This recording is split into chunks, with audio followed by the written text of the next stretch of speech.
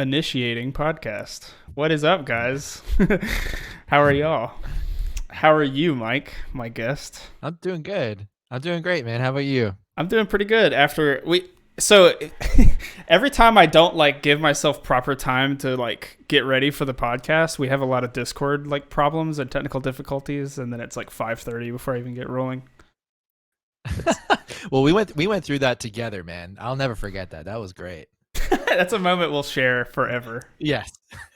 Um Dude, so I just listened to your new single with Rio before we started this because I was making sure I Yeah. didn't miss something before the podcast started. I Sure. was, I was like, when's the next album dropping? You're like, it's already out. And I'm like, oh, but it's not. Yeah. Um, that was interesting though. You guys released Holy Roller a little while back, but then Mhm. re-released it with Rio. Yeah. That's a Yeah. cool little. It was interesting, man. Yeah, we did like a kind of like a hip hop collab almost. Um, yeah, it was crazy. We weren't even thinking about doing it either. Like at first, it was just like a merch drop, and then everybody was just like, "Where's the music?" So we're like, shit, I guess we gotta do that now. So luckily he was available and was super down to do it. And he did it in like a one take and was like, "Is this good?" Yeah, that And dude's we're a like, "Oh, freaking psychopath. That you guys came yeah, out to that tour that they were on. yeah, yeah, Yeah. dude. It was nuts. It was crazy. It was like it's just I don't think I've ever seen a band that can just get everyone going that easily. You know what I mean? Like it's like, Yeah, he's a front where are man you? on top of a Yeah, like vocalist for sure. Yeah, it's like, what type of energy drinks are you drinking? You know what I mean? Like it's like, how are you like how are you always just like going? It's crazy. It's like nonstop. I that tour was gnarly because opened that band opened Mhm. and got the crowd going, but it was also gnarly in the sense that like, oh, we have to go after that band. And Dude, like as like co-headliners at that time, we're supposed to put on a sicker show than they did, but dude, they're just crazy. They're like an anomaly, you know what I mean? yeah, Like, they really are. Well, they are, but they've been a band for so long. Like the guitar players are like 40 almost, I think. dude, haven't they been going since like early 2000s or something? So sick. So It's amazing. yeah, it's so sick. Like I want to It's be doing awesome. the same shit, I think. Oh my god, man. Yeah, like if my band gets even a quarter of the way through like what their career has been, I'll be so stoked. You know what I mean? Yeah, Like true that. Is they this your kill it. first band? Like touring band and all that?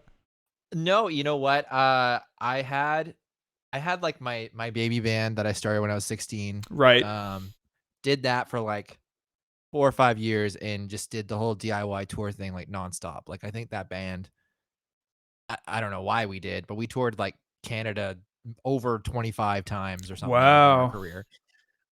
Playing for like And 50 to then 100 people every night. well, yeah, there was definitely a lot of moments like that, and it was getting to the point where it was like, you know, something was happening, but at the same time, like, like we had like a manager, and we were getting a little bit bigger when we would tour through near the end, but I don't know, we fizzled out as you do, and then I joined up with Iwabo for a few years, did that for a few years, and then yeah, this has been like the first real start to finish thing that's actually kind of gone somewhere a little bit. You know what I So mean? Or is I like don't it's I don't got think some I knew you were momentum. in Iwabo as well. So were Yeah. you part of the crew that moved down to Birmingham to like really try to get that band going again, or No, that was like the OG lineup, man. That band started out in Louisiana, I knew that, moved yeah. a couple times, moved to LA as like the final place. So when I came in there, I joined I did my first tour with them in 2013. Whoa. Um yeah, so that's a 7 throwback. years ago, dude. 7 years ago. It's crazy to think about. And at that point, Courtney had been with them for just over a year as well, officially. And yeah, I did that till about the end of 2015, and then beginning January 2016 is when we started writing for this Spiritbox project. So Yeah, so I've been listening to Spiritbox for a while. There's this dude, he's a friend of mine, or the band's. He's from, I guess, the Philly, New York area. He's a friend of Connor's, our bass player. cool.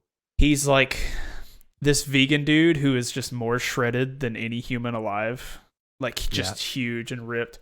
So we call him Vegan John. He's just a psycho.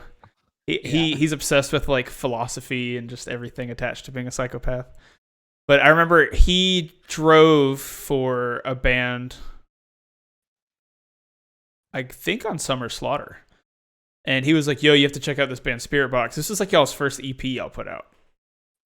Wow. And yeah, I was ripping you guys from the start. And it's cool That's too. crazy, Yeah, man. it's really fun because when you are into a band and you watch them grow, that's really fun too. Because that's like doesn't happen to me Sure. very often anymore. I usually just don't hear about a band until they're like touring or doing something. But you guys are killing it, and you guys are crushing it way harder than you were then. So I'm stoked for you guys. It's crazy to think, man. Oh, thank you, dude. It's crazy to think it's like, obviously your band has been a band that I've looked up to for a very, very long time. And I wasn't even aware that you were listening to the old shit. So it just proves how crazy the internet can be, Yeah. and like just Spotify and these platforms and stuff. So that's interesting to hear, man, for sure. Well, of course, too, he like prides himself of listening to like obscure stuff. So at the time, you guys were like obscure metal with a chick screamer and yeah, dude, like, definitely took a minute to kind of get to a point where it seemed like people were catching on. You know what I mean? Like it took a long time. It was quite the grind. wow. A lot of just doing this on the computer like late at night and just yeah, ridiculous. When did you guys pick up a lot of steam? Was it that last album you guys put out, or? You know what? It was like I wouldn't say things kind of started catching on until earlier this year. Wow, really? That's when, I mean, I could agree with that because it seemed like out of nowhere you guys just had like high budget music videos, really good production for your albums. The image was already there because you have Courtney. I mean, just having a female screamer just does a lot for you and attention, and she's a star, sick, dude. Her like raw vocal playthroughs, so killer, dude. Yeah, they're phenomenal, and it's so funny too because it's like we keep them as live and real as possible. It's always one take, and it doesn't matter what you do, no matter you put something online and you just say it for what it is, you're gonna have people challenging it. So in her mind, she's like, I can't win. She's like, I leave the bum notes, I leave the flat stuff. People still are coming in being like, oh yeah, one take, but with compression and reverb. It's right? Like, yeah, because having compression on your voice means that it's not live, even though literally every singer you ever hear on anything has compression on their voice. Yes. So I don't know. It is really sick that she's getting recognition and everything, but it does shed light on certain aspects of it that are like maybe a bit better this day and age, but still there's like a stigma still lingering. You know what I mean? Like, yeah, you can't really avoid it, but yeah, it definitely was the beginning of this year where things finally started picking up. And yeah, it was like, it wasn't until like the end of last year when we were recording the two singles, the Rule of Nines and Blessed Be, that came out earlier. And we were talking about doing that after the Burial tour and stuff. And it was like our first actual, because before then we had played 3 shows. Yeah, insane. So, mental. So yeah, as soon as that started rolling out, the first day of that tour, that song Blessed Be came out. And then that's when things kind of picked up. And I don't know if it was perception. I don't know what it was. But, well, you guys were also on like a reputable tour, which helps. Yeah, definitely. A single came out. You guys did it right and are continuing to do it right. That's really thanks, sick. Man. Yeah, we've been trying to take you guys out forever, and then of course, COVID hits. Yeah. Yeah, I remember that. I remember we were on that tour and we were looking at summer this year with you guys, and we were like, that would be so sick. And then a week later, ooh, yeah, super fun. A Spiritbox era tour will happen. We don't know when it will happen. We don't know how it will happen, but it will happen. I'm sure of it. Yeah, I'm sure of it. Even if it was just one of those old virtual tours that that's so, dude, I can't wrap my head around it. Like I know it exists and that it works, but I don't. Everybody The that signs up gets a free Google Cardboard and they have to put it on. And dude, the logistics are so weird, man. Yeah, I know. It's bizarre. It's very bizarre. Wow, that's super sick. Let's talk about Holy Roller for a second. There's very obvious Midsummer vibes to that. Sure. Yeah. Okay. Yeah, you can say that. Is it Midsummer inspired or?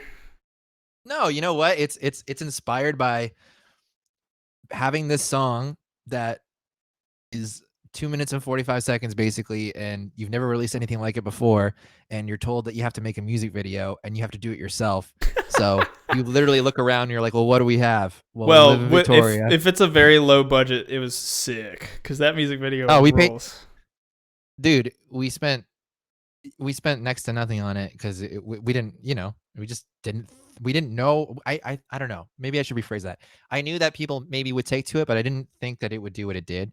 And we just evaluated. We're like, we live in this beautiful place that has amazing scenery, so we have a big field. Courtney can adapt to anything, so let's just have like this demon character and this opposite character. Sick, dude. We'll just go for it. And filmed it in like 2 days, and then I edited it. We sent it to Dana, from Kingdom of Giants. Oh yeah. He made it all pretty and put all the effects on it, and that was it. And then everyone just started watching it and reacting to it, and it definitely helped quite a bit. Yeah. Yeah, it's wild. Well, those films, Midsummer and Hereditary and his other films, they have like a pretty big cult following. So like even definitely, dude. I feel like you guys might have even gained fans from that music video. Maybe, you never know, right? I mean, that's the thing. When we were putting it out in my head, I was like, everyone's gonna think this is just Midsummer, and so we made the decision, being like, well, let's just put in like the the press release or whatever that it was inspired by it, which it was. There's moments where we're like, damn, this looks like Midsummer. It's like, man, it's cool. It's a good movie. Screw it. It's a sick movie, and it actually conveys very similar vibes about how it's really aesthetically pleasing to look at, but it's so fucking eerie and creepy. The reason that movie messed me up so bad the first time I saw it, like it's October, so me and my girlfriend are about to just start binging every horror movie alive in existence. Hell yeah. So that'll probably make its way back in, but it scares you with the lights on. Like that's the best way I could word that movie. I love movies that you're creeped out and you don't know why. And it could even just be like how certain characters like kind of just stare into nothing or whatever. You know what I mean? Like there's certain aspects to the fine details that I think that director in particular just definitely has like an eye for. And just the whole visual and the color grade and everything. It's so pretty, but yet so much menacing shit is happening, Yeah, so it's super sick. Wow. But yeah, 90% of the time with our music videos and shit, if it's something that I have to do, or we're doing it by ourselves, like it's just mostly always fixated on like a color or an article of clothing or something. So it's like super easy to get it done, and then we don't have to rely too much on like a storyline or something like that, right? So yeah. I definitely don't want to keep doing videos though. It's stressful. Yeah, no. Gray hairs. the more we turn over all responsibility for music videos, like we just did our recent ones, and we basically did no work. Like they had a green room set up for us where we could just chill when they were like breaking down the set or fixing the set. That was the most wonderful experience of my life. Because music videos are typically the bane of my existence. Like we're like building a set for 12 hours and then recording video for another 12 hours is so brutal. It's mental, man. Yeah. It's a lot of work, and you feel like you got hit by a truck after you're done. Well, I recommend the Hometown crew that we just worked with. They're out of Atlanta. Those dudes crushed it, and they do all the Fit for King stuff. And that Snowblood video is incredible. Thanks, man. That's like the first music video I've ever been a part of where I was like, yeah, that's cool. Like, yeah. You look awesome. Usually I'm like, oh god, so no, cringy to watch myself play. But well, it's it's so much work too, because you put so much time and effort and mental energy into like the songs and the mix and the artwork, and then it's like then you're handing off the other 50% of it onto a new person who then has their interpretation of it, and you just have to hope that it's like, and you don't know until you see like the first like examples on the monitor. You're like, okay, sick, this looks good. You know what I mean? It's tough. It's really hard. There's more in the music video. I think there's more like thought behind it than even I have put thought into. Like one of our dudes, our visual guy who we've been working with, put out this whole thing about how it's about the perspective of an audience member watching the band, but also the band watching the audience. Like there's some deep shit that I don't even know about, but I'm like, music video looks pretty cool though. Turned out sick. Thanks, man. That's awesome. Yeah. So we can go home now. That's pretty much my extent in all of Era. I'm just like, that's pretty cool. And I'm clocking out. No, it's not that bad. That's awesome, man. Let's stop talking about Spiritbox. Let's talk about Mike for a minute. Yeah. When Mike was growing up, he's younger. He's learning how to play guitar. Or was guitar your first instrument? Piano was. Piano. Yeah, I was forced to take piano lessons for quite a long time. I was too. Yeah, and I'm very thankful for it now. And I, funny enough, when people around you or parents are always like, "You're gonna regret quitting." I definitely regret quitting. Now yeah. 100%. I wish I would have kept that up, but yeah, like I went through like the conservatory music and like did, tried to like go all the way, and then I just got super distracted by like, Linkin Park and System of a Down and Korn and those shit. were the big ones. We're about to go into what really got you into guitar and heavy music and. Dude, yeah, those were the huge ones. Like I was like, I remember being in like grade 5 and just bumping those, and everyone around me was listening to like, like Nelly's Hot in Here and stuff, and I was bumping Toxicity. So it's like, yes, I was obsessed with it. My older brother as well introduced me to a lot of that stuff in that world. Like bands like Fear Factory and stuff like that, because he's about 5 years older than me. Is he like mega pumped on you being in a band and crushing it and? Yeah, definitely, for sure. I mean, I think he's more so pumped now than he was when I was in Iwabo, because he didn't really take to Iwabo. You know what I mean? Yeah, like, me neither. Like, yeah, fair enough, dude.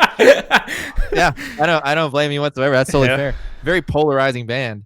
No, I did like that band, but there was just so many times where it would just do that like harsh half step type rundowns. I'm like, I'm out. I can't do it. Yeah, dude. Yeah, you can only be dissonant too many times, and that's where I got to in my career. Where like the moment I was done that, I was like, man, I've done this.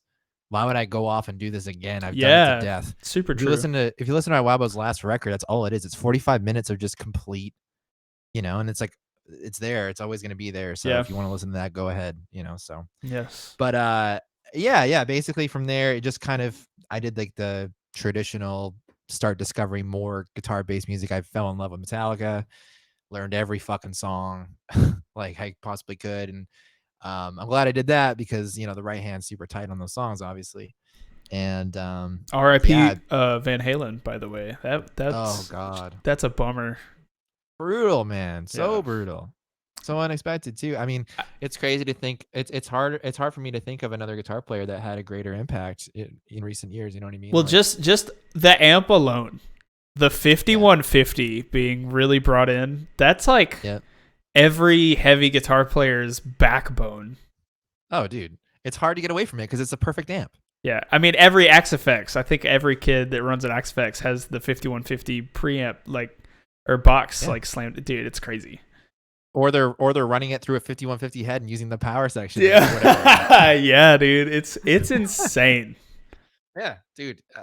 I have you ever heard of the story of how he tested the EVH heads? No. So apparently, I watched this in an interview. Apparently, when he signed on with Fender to do the EVH, he was skeptical at first, and he was like, "Well, we got to test it," and they're like, "Sure, go ahead."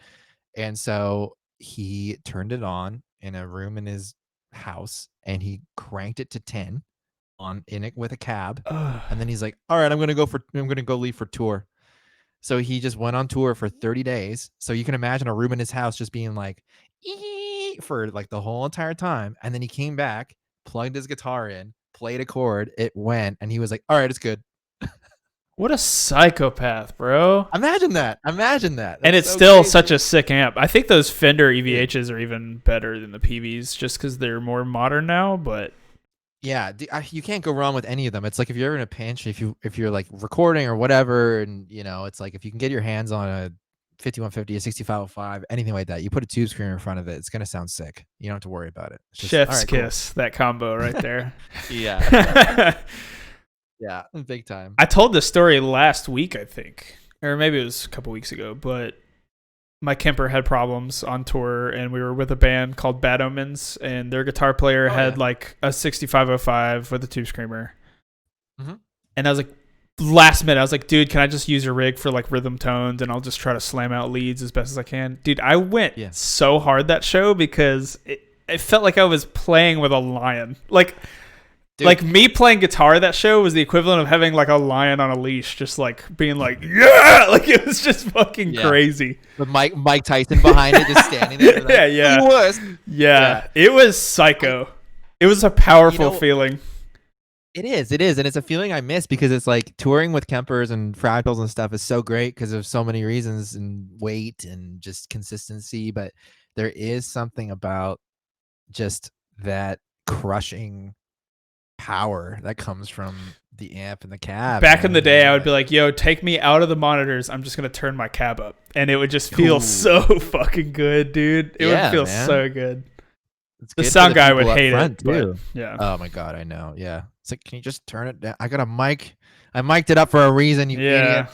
Well, that's why I'm working on... We'll get into gear in a little bit, but I'm working on a more analog way to get into playing live. Ooh, yeah. Fancy. Because me growing up too, like as a guitar player our age, you grow up playing amps. Like this Axe Effects plugins, all this stuff is super new to me. And as cool as it sounds through tracks and stuff, man, when I'm just playing guitar in front of a cab, it's the best sounding I'll ever sound to myself, honestly. Dude. Yeah, I agree with you 100%. Even in my baby band, like my local band around here, I had a 6505 orange cab, tube screamer up front. Dude, you're describing the era special too. I remember back in the day, that was... I think we still have that combo sitting on our storage unit too. It's so crazy. Man.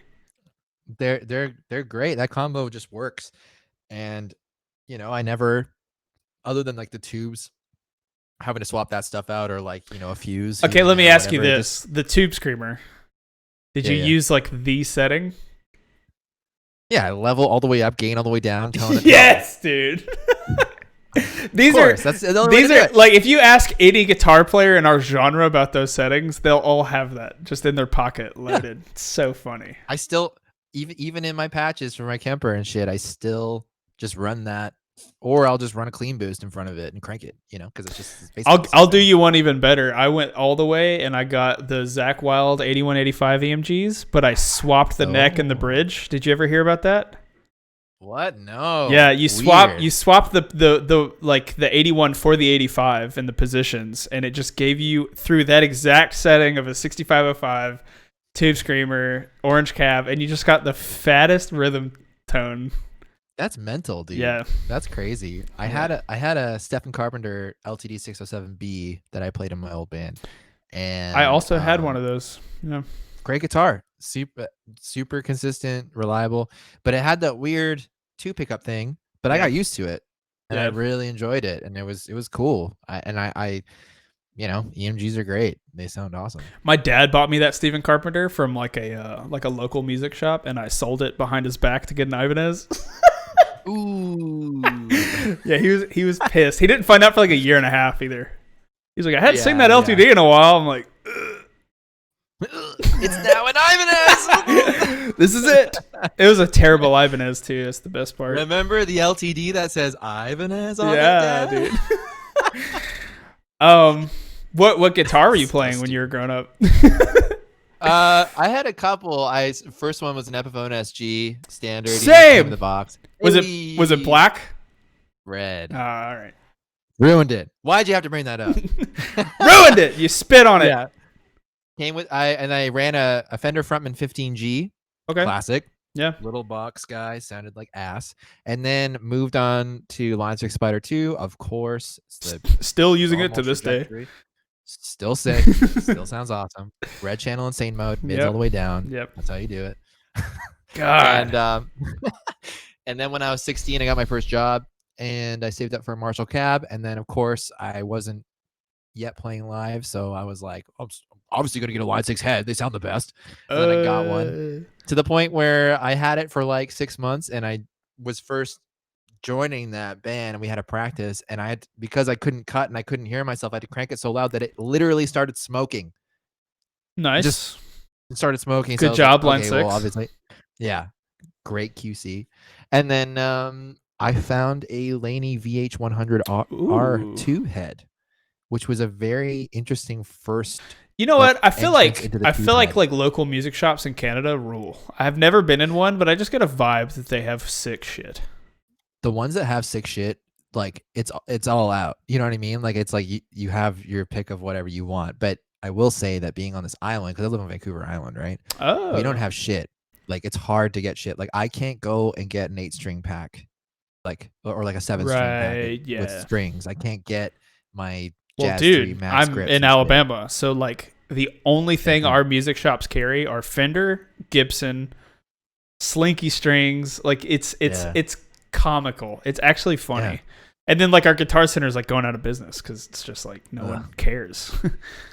That's rough, dude. It's Yeah. I feel your pain, man. It's like you can't, you can't like test anything out or try anything Nope. because there's nothing there. So you're like, all right, well, whatever. Yeah. We used to have this spot downtown called Bailey Brothers, and a friend of mine actually got the like buying position of that shop. And for a while it was like fucking sick. Like he had every sick amp. It closed down. Sick.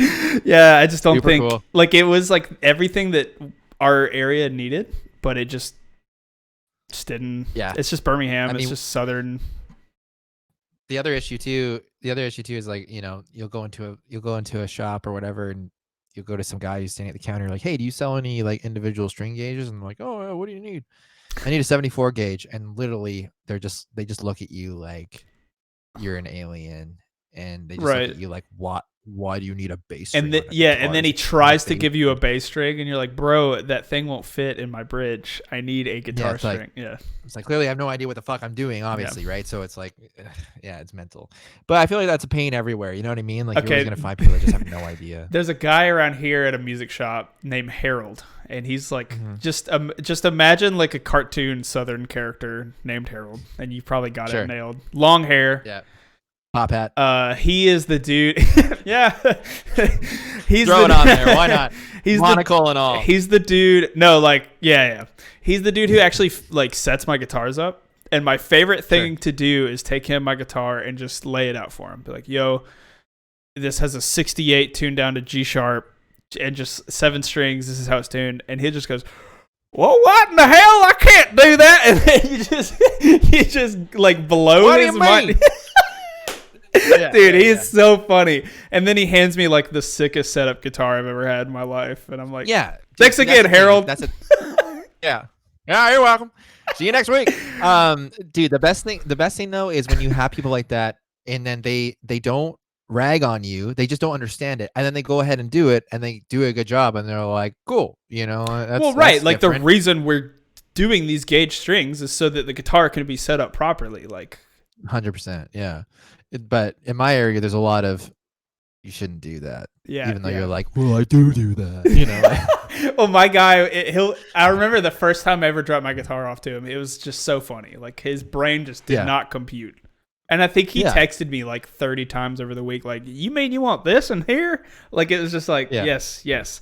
And then he was even like, about that? He was even like, you're going to have to play this for me because I don't understand. This is some. Yeah.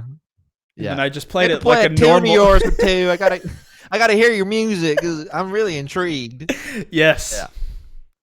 Yeah. And then of course I'm like his that. favorite customer of all time because I'm like a knowledgeable human guitar player that plays normal music, and I'm just trying to imagine what he thinks the guitar would create. Like.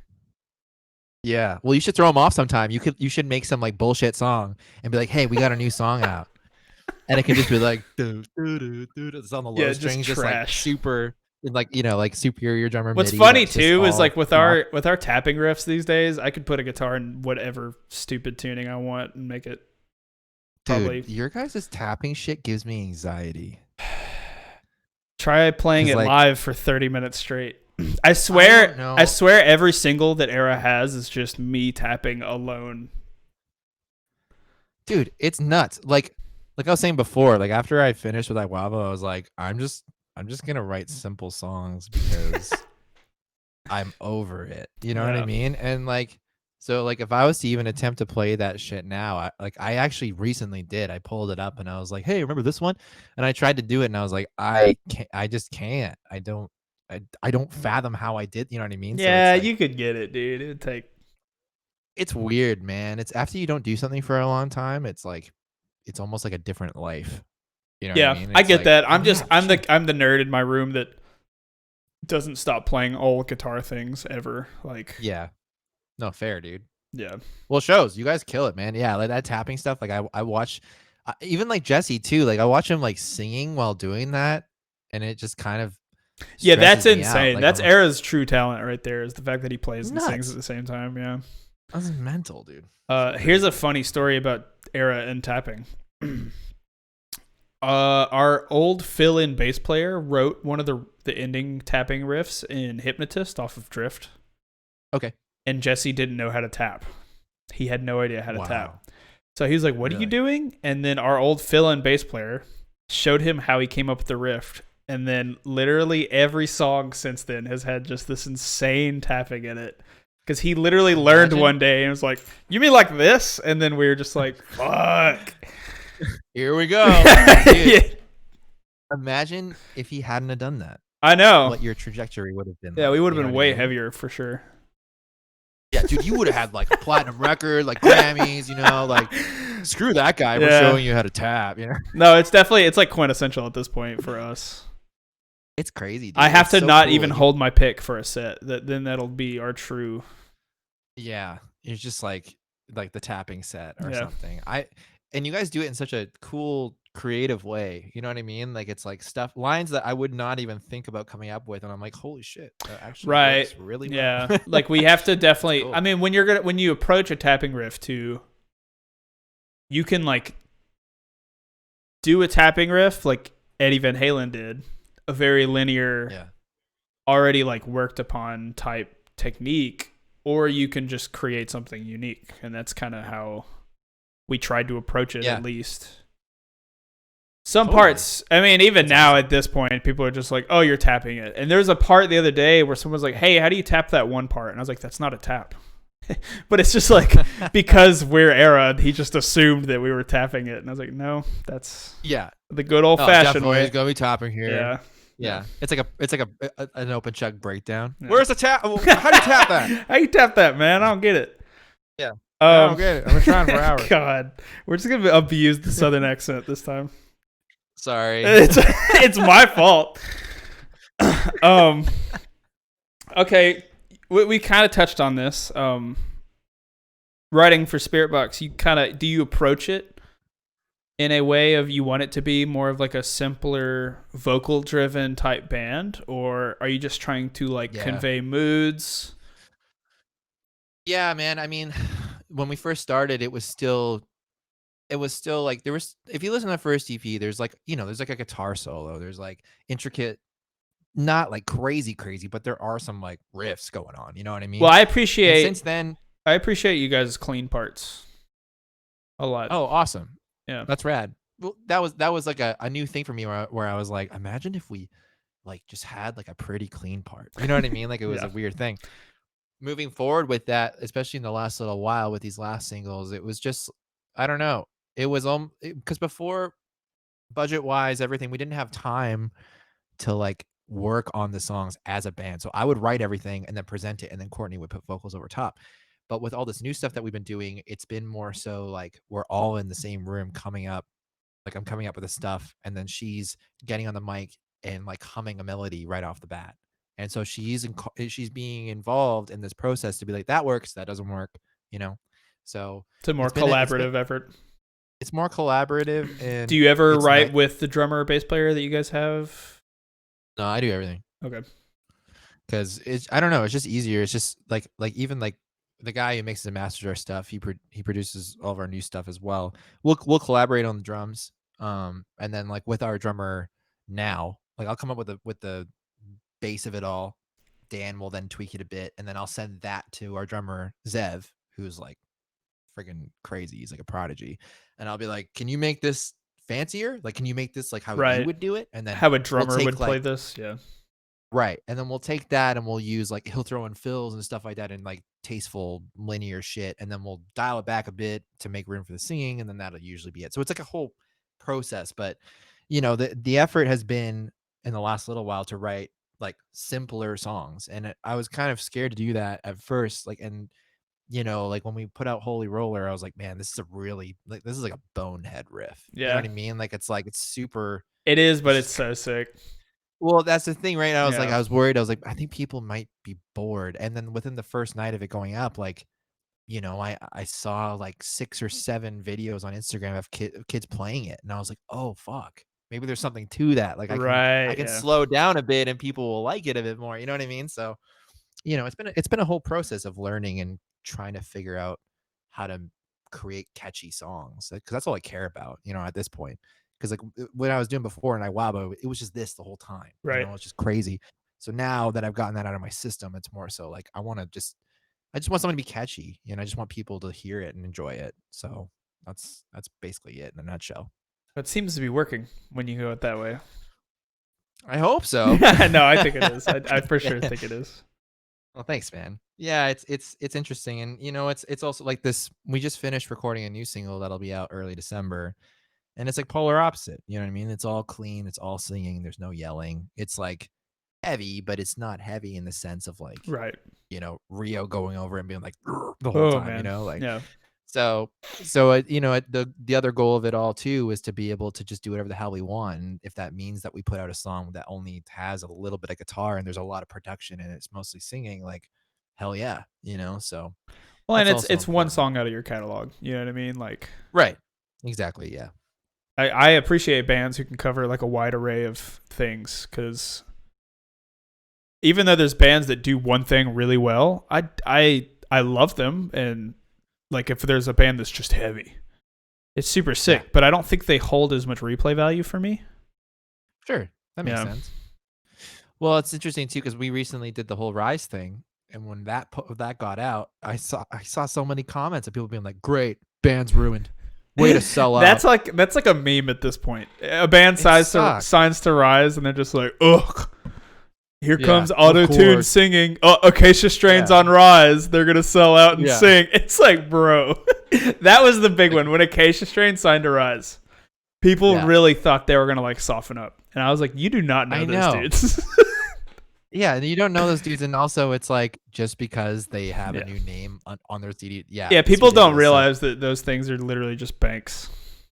well, yeah, and you know what? At the end of the day, too, it's funny because people think, oh, they're gonna sell out and stuff. It's like selling out for us would be to do Holy Roller 2.0 because it really elevated us. It helped us out. So Yeah. it's like that was easy to do. So we could just do that again, but we're choosing not to. We're literally doing the opposite next of what that was. So it's just funny. People just assume Yeah. things and they just make shit up and they're like, oh yeah, definitely. They're just selling out.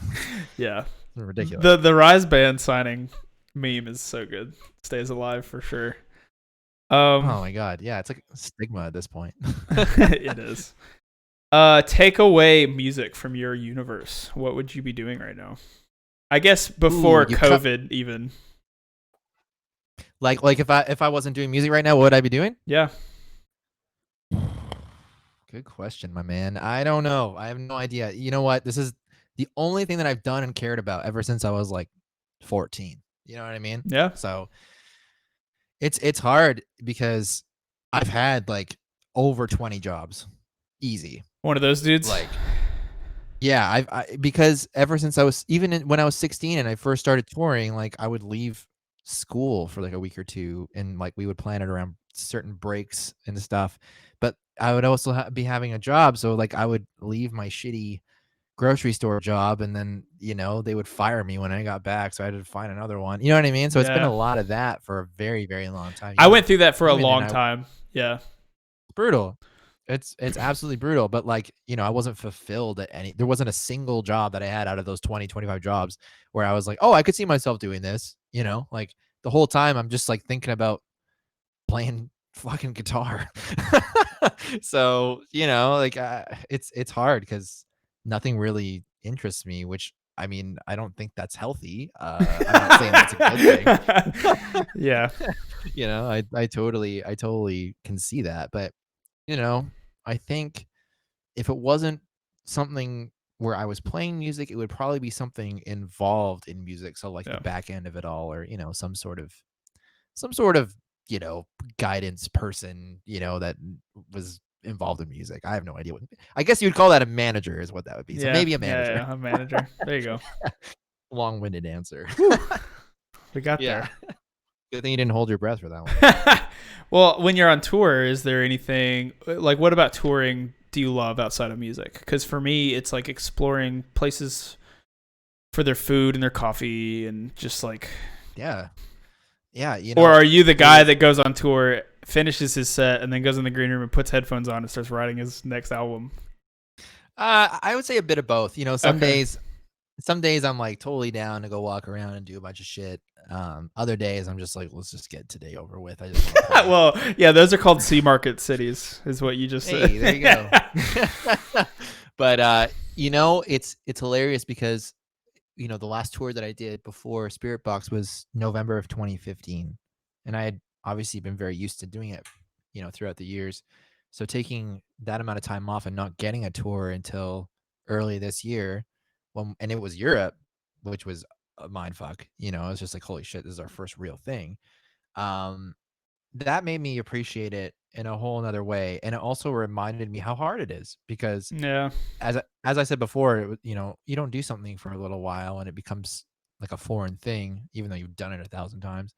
And when we got on that tour, I was like, holy shit, this is fucking exhausting. I totally forgot how exhausting this is. Yeah, So it definitely, especially you're in Europe, you're not driving yourself. no, Driving yourself is the worst thing about touring to me because we still yeah. do it. We do not have a driver even today. Wow, really? Insane. That's wild, man. Yeah, it's crazy, dude. It's something that I missed a lot. And then the other aspects of it where I was like, I don't know if I could have kept on doing it as much as we were doing. Like maybe it was good that I had this long of a break. Yeah. Um, but the band built itself entirely online for a few years, and that was the plan from the get go. It's like, let's just fucking plug this thing until the demand's there. And then hopefully if the demand's there, we can leverage it and we can get on better tours instead of, kind of like not being able to pay our mortgage and shit because Yes. we chose really bad tours for years, like, Yeah. so yeah, pretty crazy. Yeah. I get that. It's like there's aspects to touring with Era now that I love. Yeah. Especially thinking back to those tours that we should not have been doing. But Sure. like you, at the same time, you can't argue that because we are where we are because of all the stuff we've done so far. But Yeah. obviously, some tours were just like, oh, that one. You know what I mean? But Yeah. yeah, I think for me, when we get a driver, I'll be happy because like staying up till 6 a.m. driving, and then having to wake up and do like especially on that headliner tour.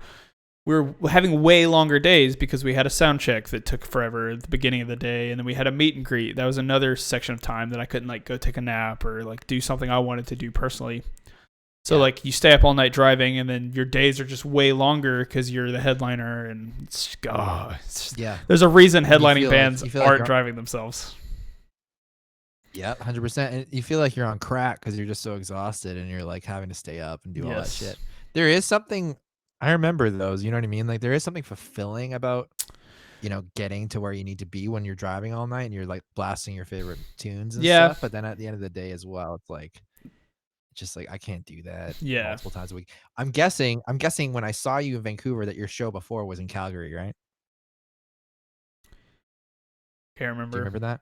I kind of feel like every time we go to Vancouver, it's typically from coming up on the West Coast, but I could be wrong. Okay, maybe it was Seattle or something, which isn't that bad. But usually it's like if bands are coming, west. Yeah. Well, it was also summer, so like they'll- I don't mind driving Right. through Canada at any point in time besides the winter Yeah. time. Yeah, dude. Yeah, it is a pretty incredible drive. Thing that sucks though is that the only playable place after Vancouver, if you're going east, is a 10-hour drive, and that's something that makes it so so many bands from around Through here the can't do mountains shit as well. Because Yeah. it's pretty mental. We It's have such a nice witnessed drive, but it's- insane things on that drive. Oh yeah, I bet you have. Yeah. It's a mind fuck. We got like 3 of the 5 bands on tour got stranded in like a mountain village one time, and we just all ended up at like the same podunk diner together, and we were like, "Hey!" And then like literally What's all of us missed the next show in Vancouver. 'Cause- Oh yeah, yeah. Yeah, it's brutal, man. Yeah, not a lot of bands come out here this way. And I think I don't even think that was the last time I saw you. The last time I saw you was at the Shrine in LA. Yeah, you guys came to LA. I mean, you'll see us. Yeah, That's an easy way yeah. to see us. Yeah. No, for sure. I was just thinking back. I was like, no, I definitely have seen you since then. That was when we were recording those songs at that time. Well, I don't even think we saw you in Vancouver. I think you came out to Montreal Did we? or No, Toronto. no, we came out to Vancouver. We saw you. JT was sick. Remember that? He was like, I can't do it. I can't sing tonight. Poor guy was puking right before his set. Yeah, and then he goes on and crushes it, and we're just like, Yeah, of course. all right, go lay back in your hole and come back Yeah. out when we need you. Yeah. Pack up your microphone and get out of here. Yeah. Yes. Yeah, dude. That's crazy. What an idiot. He's probably watching.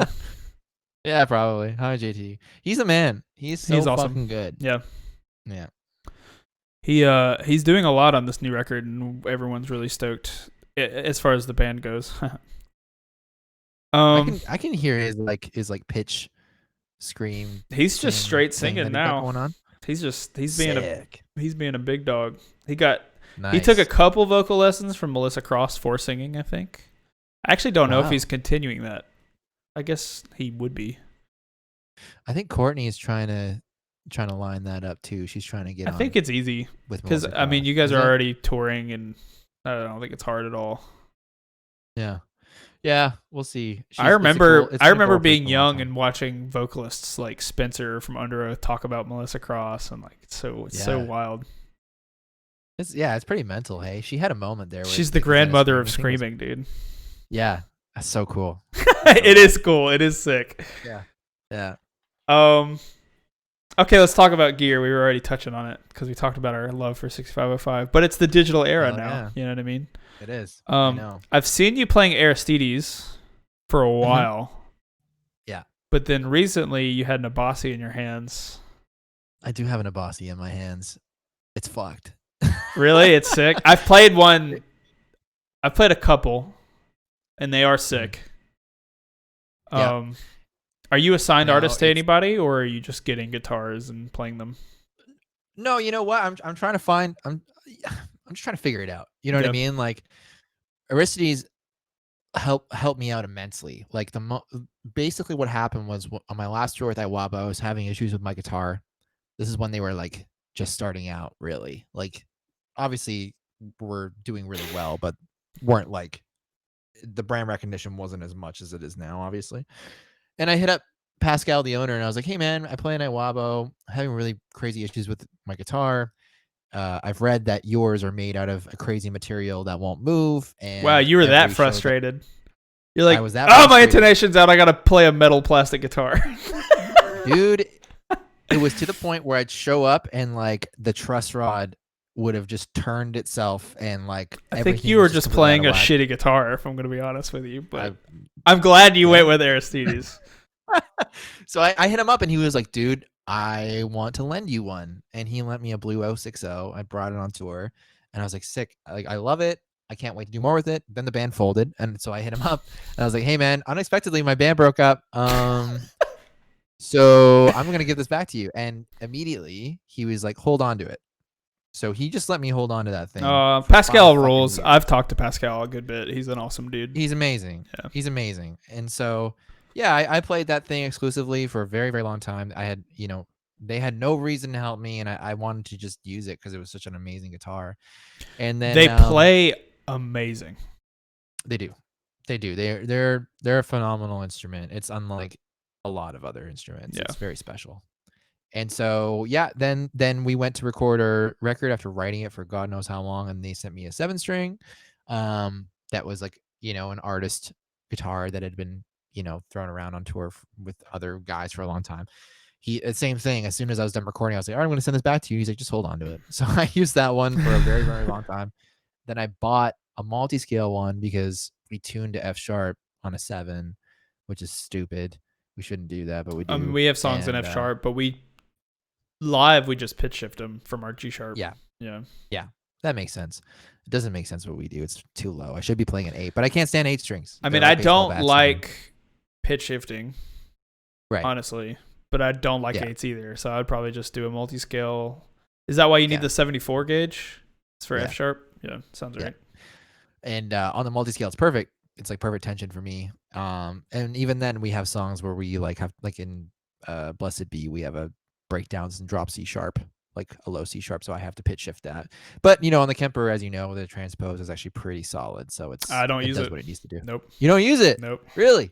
I use the Digitech drop pedal. Now, how does that work when you have? Do you have anything in like other random tunings that you have to go to too as well, like to set? Like, do you manually set it, or do you just have one like full step down that you just do every time? So it's all race. No, I have a couple of 1.5 steps because we have a song in drop F. Do you have to set that each time? It's just a knob you twist. See, I would forget to twist that knob. Oh, we do too. So yeah, exactly. So well, then what do you? Is it is it patch programmed on your Kemper? Yeah. Well, you're just lazy in general. Dude, it's the shit. It is. It's all. Jesse does it because he God. sings, but I'm a tap dancer. I'll tap dance till I die. Are you a tap dancer? Yeah. Whoo, boy. I'm trying to build a pedal board right now. See, I would love to do that eventually, but at this point in time, what else you got to do? You don't do anything but play guitar. What are you doing up there? Dude, I barely play guitar. I'm not going to lie to you. It's a chore at this point. Yeah. Okay. We're on our way out. Yeah, you just talked about how there's nothing else in life you care about, so I'd like for you to shut up now. I may or may not be joking. But you know what? It's actually really solid, the Kemper. I feel like the transpose is way better than the Fractal. And I agree, but I still don't like it. It's too interesting. It jiggles too much for me. I can't stand to hear that. The pedal, there's no jiggle. There's like maybe the same amount of latency, but there's no wiggle at all. And see, I've never had a wiggle. Weirdly enough,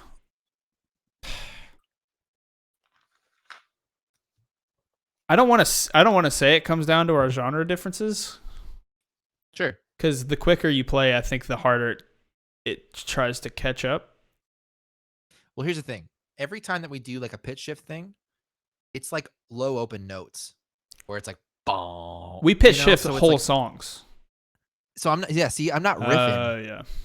I'm doing like just like for literally just effect. Like it's like, and now I'm in C sharp, and now I'm back to F sharp. Right. You know what I mean? So it's like, no, I like play literally full songs, leads, delay, everything, shifted a whole step down. That would be why. Yeah. See, we figured it out. We got there. See, yeah, we did it.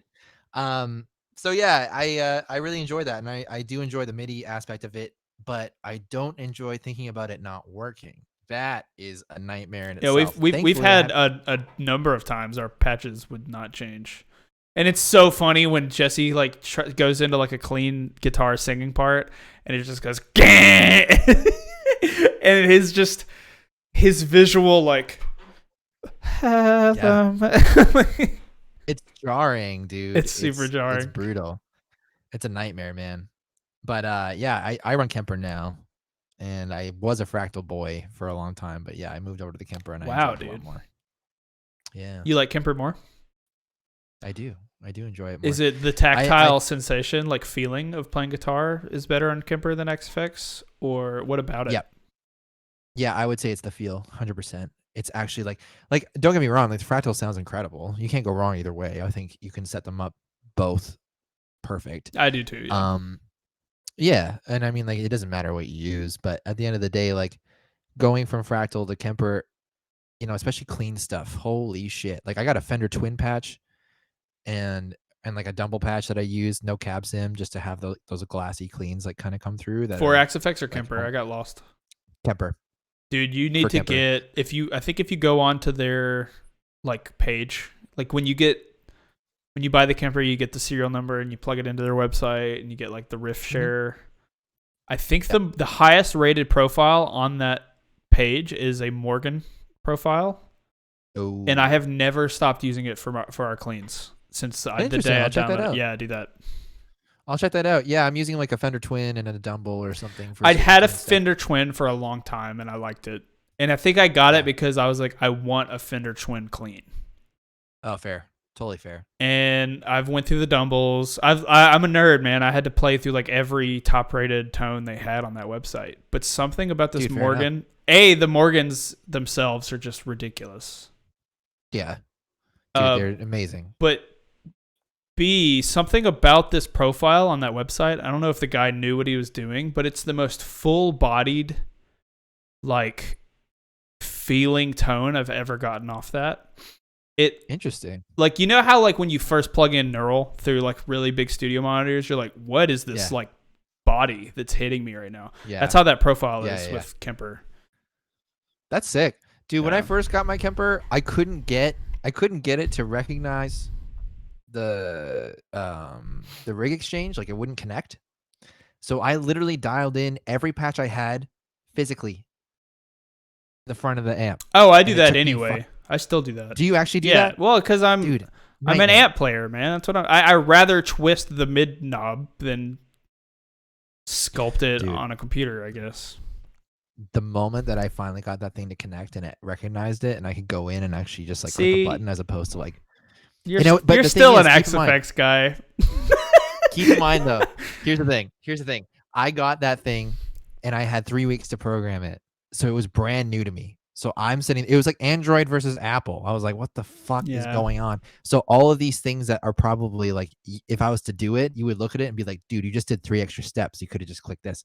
I'm still in that phase where I'm like learning the best way to like operate it. You know what I mean? So, but it's, I don't know. I still see, I treat it like an amp. So like, do you? So like, even though those settings are always there, the knob's always there for me to touch. You know, like it's like that's how I think about it. I don't know. You do a lot of post EQ. Do you do any like EQ stuff afterwards, or do you just keep it bare bones? Dude, I don't even think my Kemper's plugged in right now. Damn. No. It's literally like my amp block with a noise gate compressor tube screamer set the way we set our tube screamer. Like it's still like if you just manifested it physically, it would be. Except it's not a 6505. It's an PRS Archon. Oh, cool. That's right. Yeah, those sound great. Yeah. Let me ask you this: are you running it direct, or are you running it both ways? Are you running it through the cab as well? I used to, but when we got in-ears, we just kicked cabs out of our life, sadly. Crazy. Not forever, but like when you're overseas, there's no point. When you're and like when you can spend money on like a light show, cabs even at that point don't really care. Yep. No, fair enough. So right now, like our setup is my Kemper tone directly into my ears. Wild. And DI'd in the front of the house. We're just now getting to the point of getting full band in-ears, and I'm learning about that process and everything, and it's fucking mind numbing. I'm here if you need any help, man. Thank you. I appreciate that. Because I was the guy desperately texting my friends in other bands, being like, "This makes no sense. How do you unmute every member of the band?" Like just stuff like that. Yeah. Yeah, just like what the fuck is this? Oh, also, I would love to. Let's trade our Kemper tones too. That'd be fun. Yeah, let's do it, man. I want to play what you're playing. I want to see what it's all about. You guys have such a freaking tight tone. It's nuts. Like, well, I mean, Jesse handcrafted his through an XFX 7 years ago, and I made mine 6 years ago. We rarely ever touch it. Wow. I'm gonna get Jesse on a Kemper soon though, because Jesse is gear illiterate. Like it just doesn't comprehend into his brain at all. Sure.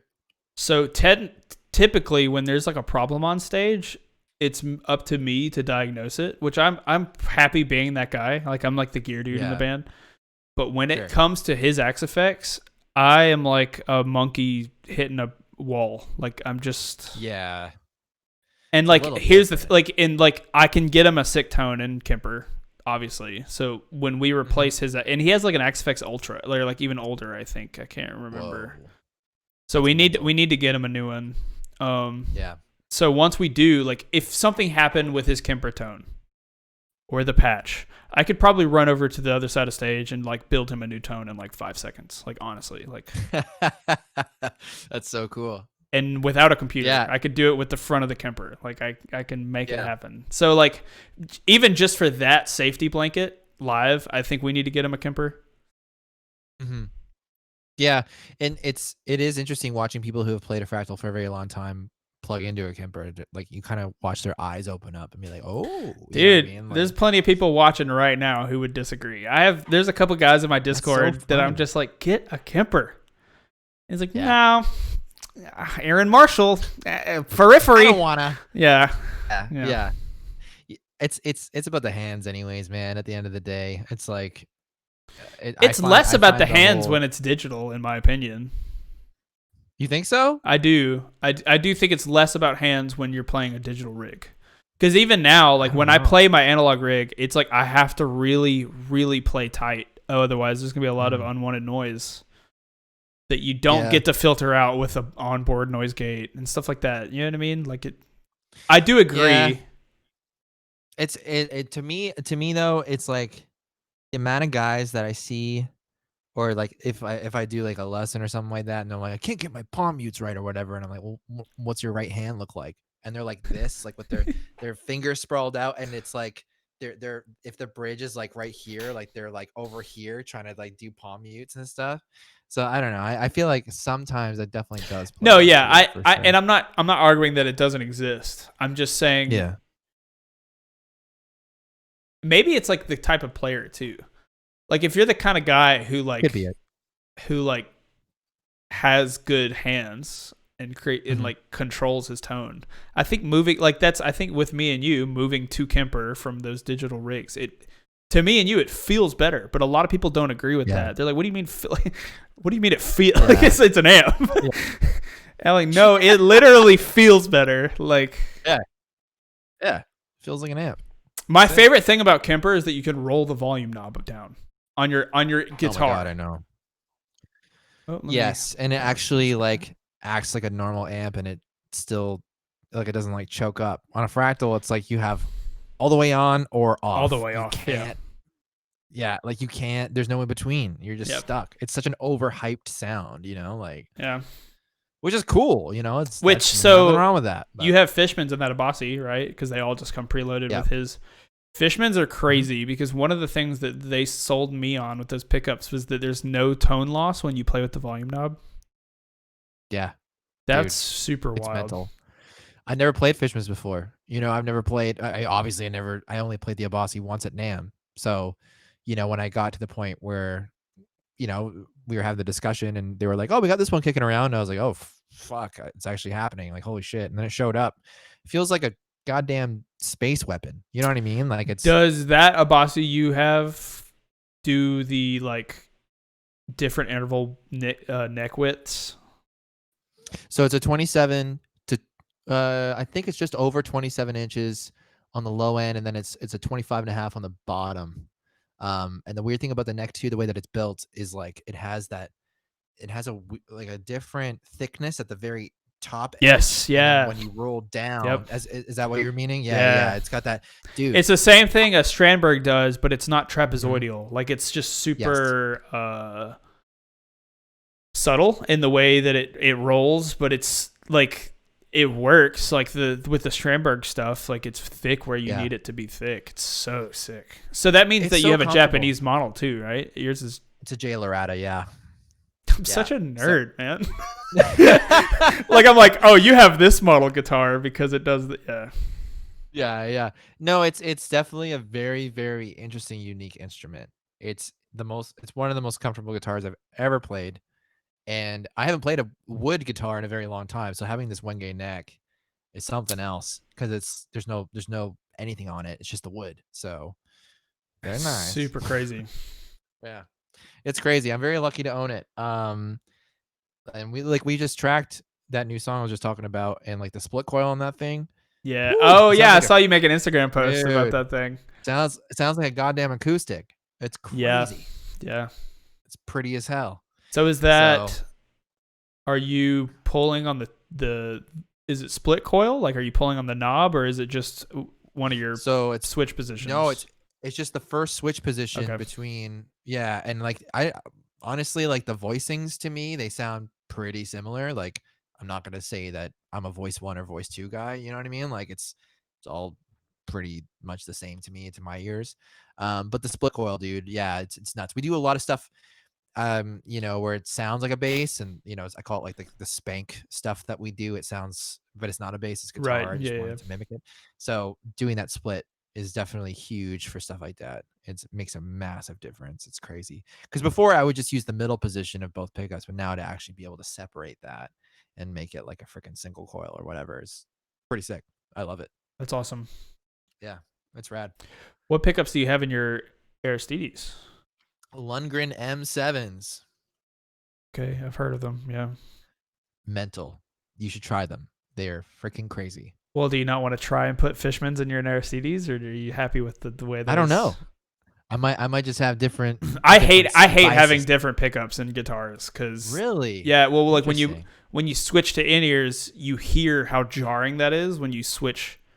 Like I want my rhythm tone to just be my rhythm tone on 6-string, Right. 7-string. Yeah. Which I could. I mean, if you're programming your patches, you can just have like your rhythm tone for that song. But that's. Mm-hmm.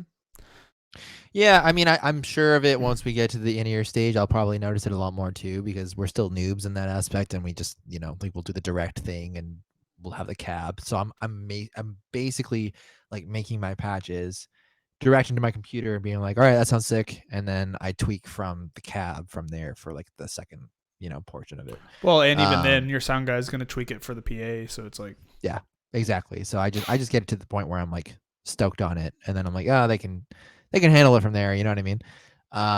But you're right. I mean, I might end up just going all in on one type, but these Lundgrens, dude, holy shit! Like it's just crazy. They just sound super thick and they're super clear, and especially for like being an F sharp. Because a lot of I do think that 90% of it is obviously the guy who mixes our shit, but the comments that I do see where people are like, "What tuning is this in?" and then when they find out it's F sharp, they're like, "Damn, it's fucking clear." It's like, Well, that I has to me that comes down to the tension you guys are doing. Yeah, there's the tension, and then also it's just I don't know. I do feel like it would sound a lot different with other pickups. You know what I mean? Yeah, like if fair. I had something that was, you know, let's say active in that Aristides or whatever, maybe it wouldn't sound the way that it does. Well, so we don't even record without an Evertune.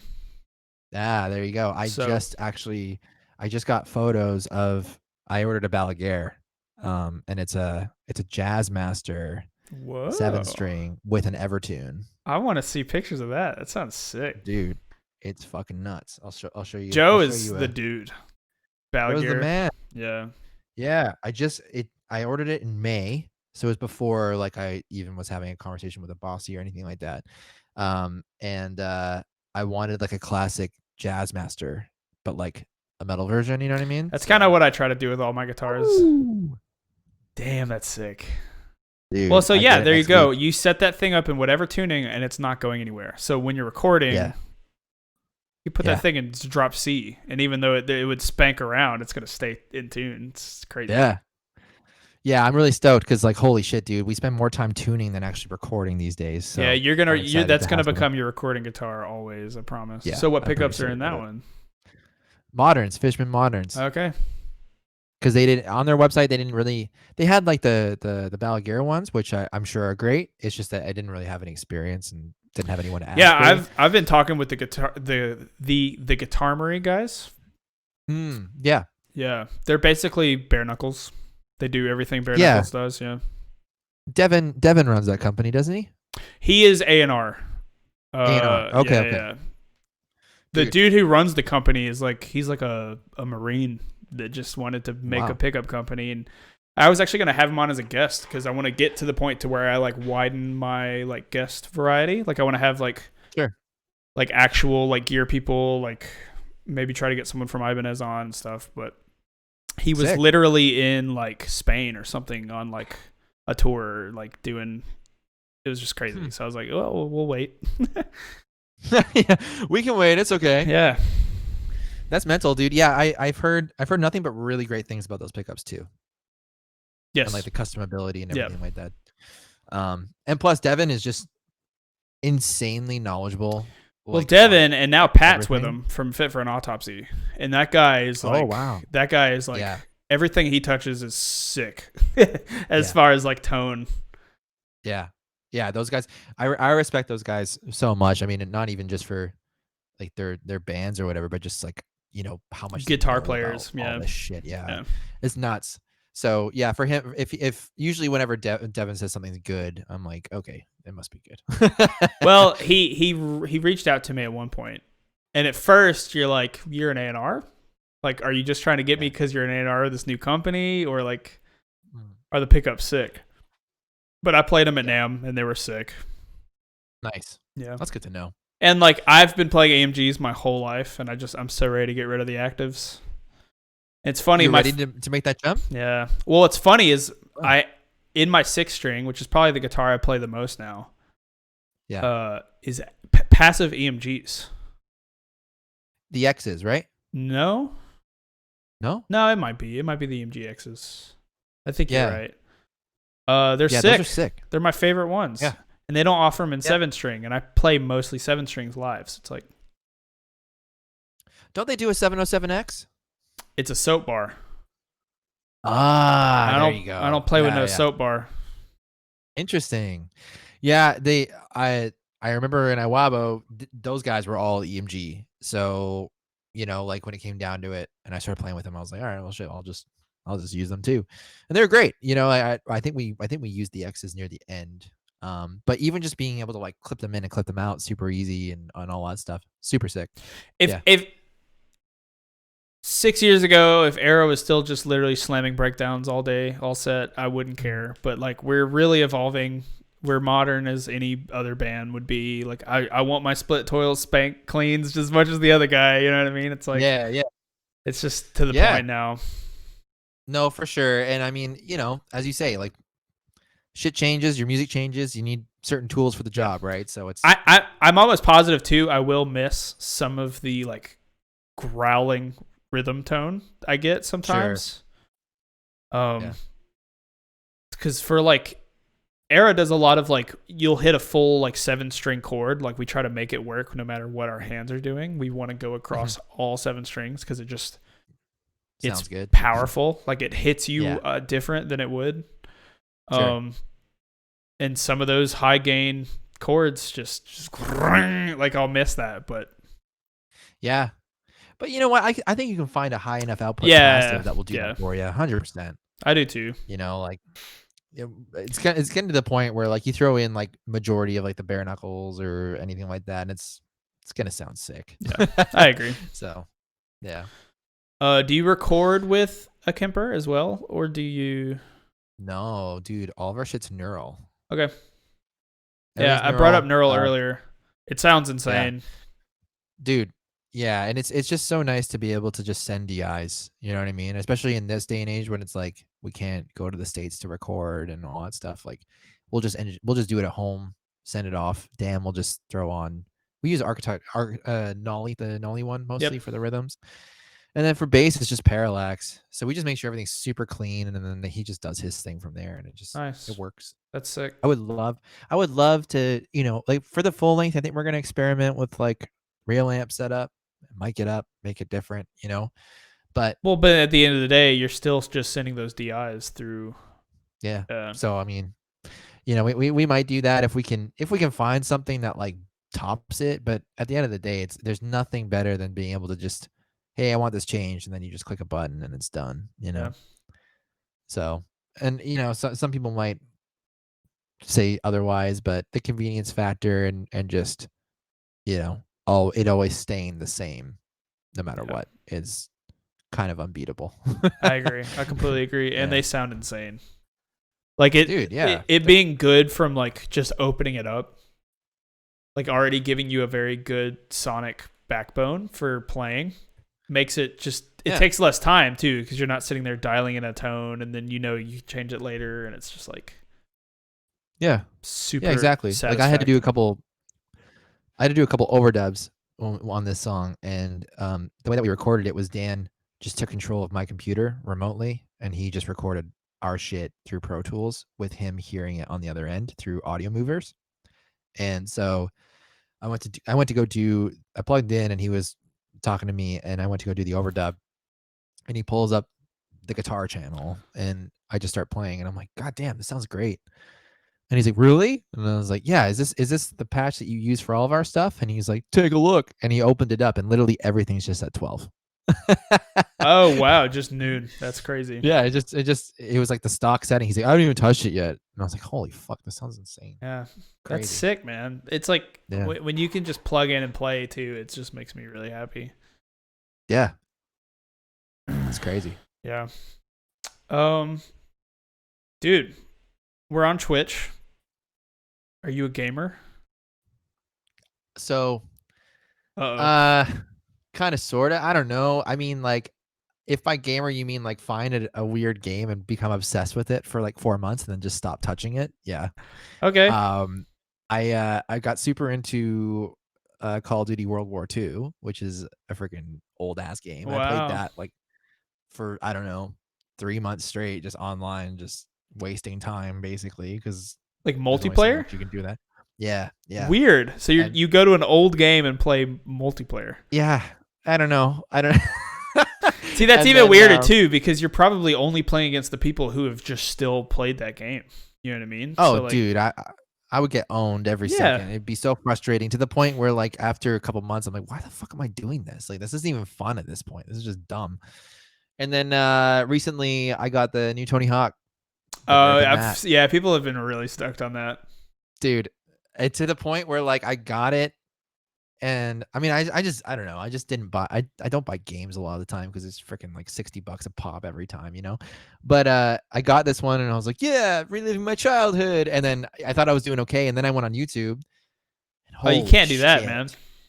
holy shit! There's Yeah. guys that are ripping like 100 million combos and shit. And then because of that, my whole freaking feed just became Tony Hawk's Pro Skater videos. Yeah. There's like one guy in particular who's like the developer that sits there and he just like, all right, today I'm just gonna do a quick 100 million line. Here we go. And he's just like going back and forth and just like doing all this crazy stuff. And I'm just sitting there like, well, there's no point in playing this because I will never be able to do that. So I'm just gonna leave it. I'm just not gonna play it anymore.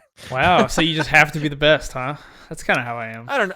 I don't know. You know, at the end of the day, I think I used to be more into gaming. I used to like, dude, when I was young, Diablo and StarCraft. Yeah, I'm Like, actually still excited for 4. Diablo 4 is coming out at some point. ooh, yeah. See, that's the thing. I have a very addictive personality. So if I find something that I'm can kind of get into, it's not that I will just do it from time to time. It's like I have to do it all the time, right? So Right. it's like if I was to stumble upon like the new Diablo or something like that, I probably just wouldn't be writing music and I wouldn't be doing anything because I'd just be fucking Yeah. addicted to that. But when I was young, dude, yeah, Diablo 1, Diablo 2, StarCraft, Brood War, all those games, I would just all I'd do all fucking day, just sit there and play online. And yeah, I kind of had to stop myself after a little while. So I I have get it. No, my I my totally get it. yeah, my adult life, I haven't really dabbled in it, but I could probably play video games all day, every day, but I have a life to attend to. So, yeah, exactly. and I'm See, that's the fortunate. thing. I'm fortunate to have that life to stop me from being a cretin. Yeah, fair enough. I mean, I think once you start getting to your late 20s, you start like your lame meter just starts like going higher and higher. You know what I mean? Yeah, And it's it's like fair.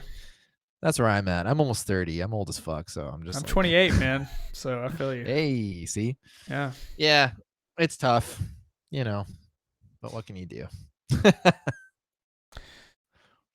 Yeah, I mean now I'm like so I only play like League now, League of Legends. So it's like pretty much the only game Yeah. I play anymore. And now I'm just like fully into like the esports world of it. So now I'm just like the fat dad in his recliner watching the TV, but it's video games. So it's like Yeah. Yeah. yeah. Dude, it's nuts how much money can be made playing that shit. It's mental. Oh yeah, the economy of League of Legends is nuts. But I'm happy for him. Like I want video Yeah. games to be more socially acceptable because like in high school, I if think it's all you getting did there. was play video games, yeah, I do too. But like Yeah. when you were a gamer in high school, at least my high school, you were the nerd or like the outcast. Like, Oh you my know what I mean? god. Yeah, I mean, one buddy in particular, I remember I remember distinctly this happening. I don't know why this popped in my head, but I was at the mall when I was in high school and I walked past the game store and he was standing in line. So I went in there and I looked at him and I was like, "Hey man, what's going on?" He's a close friend of mine and he looked at me like he was like robbing a bank and I had just caught him. Like he was like, "Oh, oh, I'm just here for my friend. Like, I'm just picking something up for my brother. He did And not I'm like, want to be dude, known in a game store. Yeah.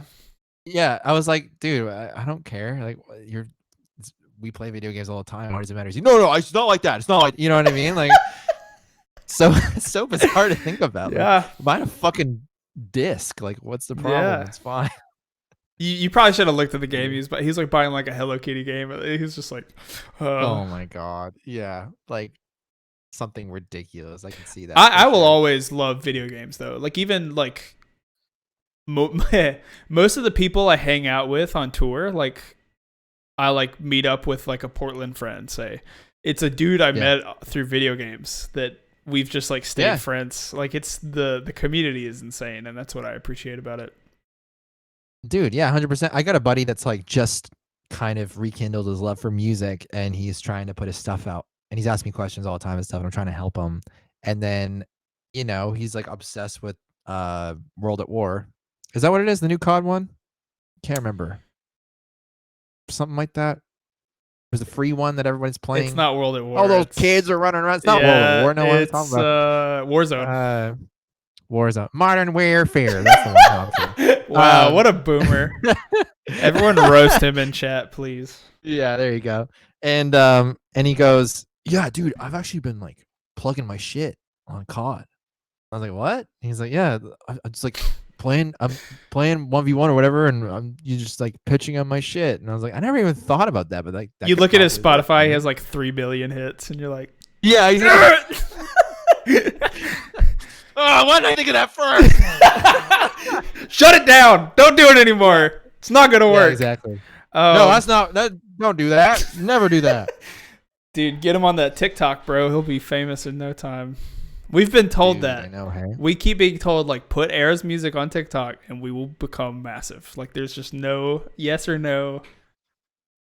So, I have a funny story. So, Bill, he's a bass player in my band, and he lives in Vancouver, so anytime he wants to come see us or vice versa, it's like, it's like at least like a 4-hour trip or whatever, because you have to take a ferry and shit.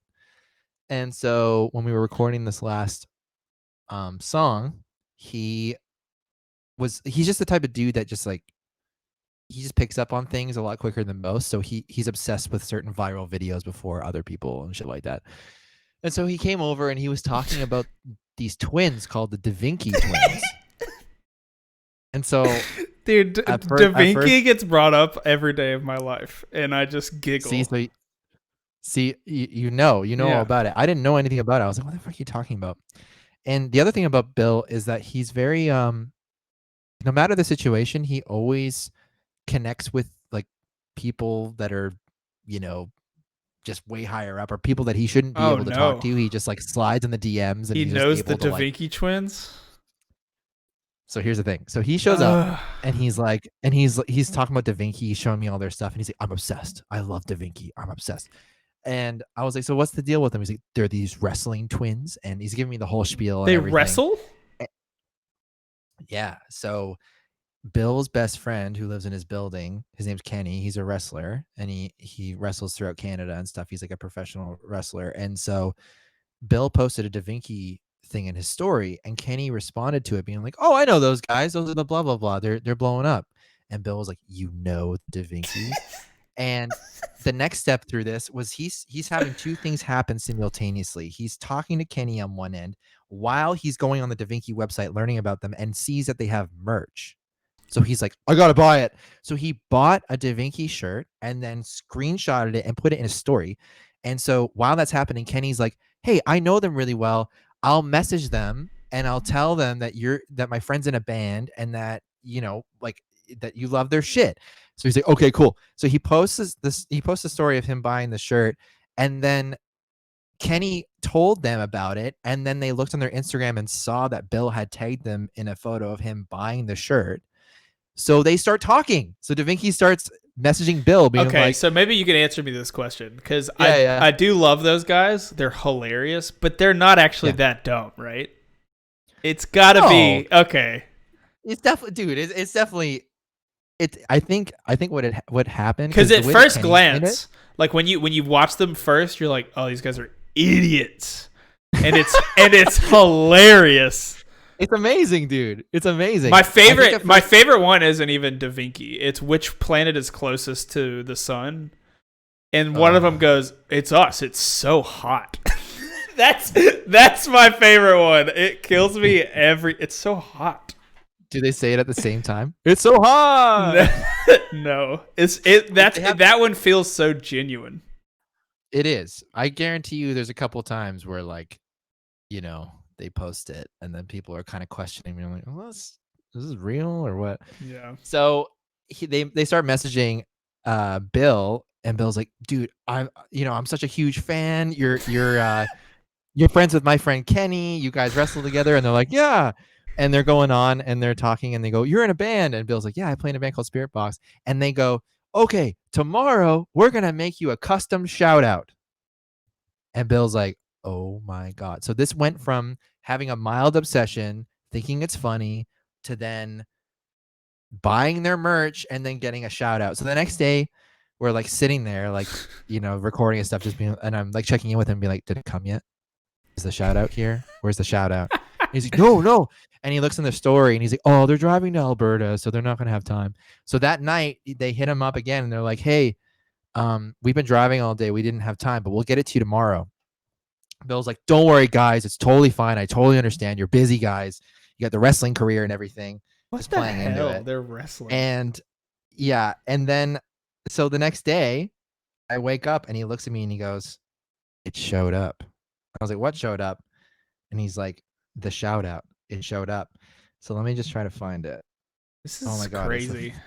It's the funniest shit.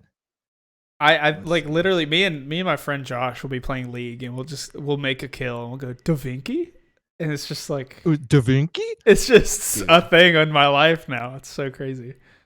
It's so funny, man. Let me see if I can find it. That's so good. And so now it's like this huge thing where we posted it a couple of days later when we put out that Rio song, and Rise reposted it. So stupid. That is God. So good. I hope I can find it. God, I gotta show you. Oh, found it. I'm not lying. See, here we go.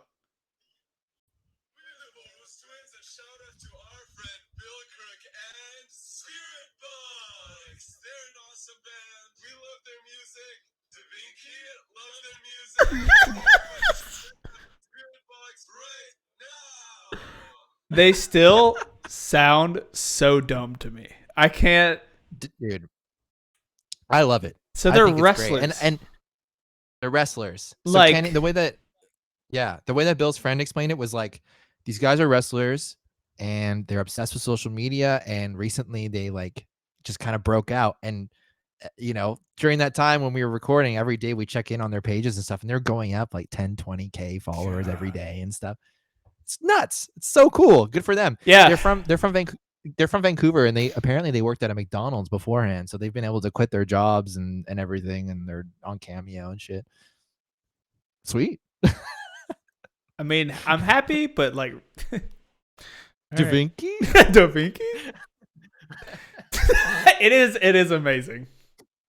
Mm-hmm. Crazy world we live in these days. It is a wild world. Well, and like that's what there's a dude in New York who is the videographer for of course I'll draw a blank on this dude's name. Corey Vaynerchuk. You know that guy? Oh, Gary V, you mean? Right. Gary Vaynerchuk? Yeah, sorry.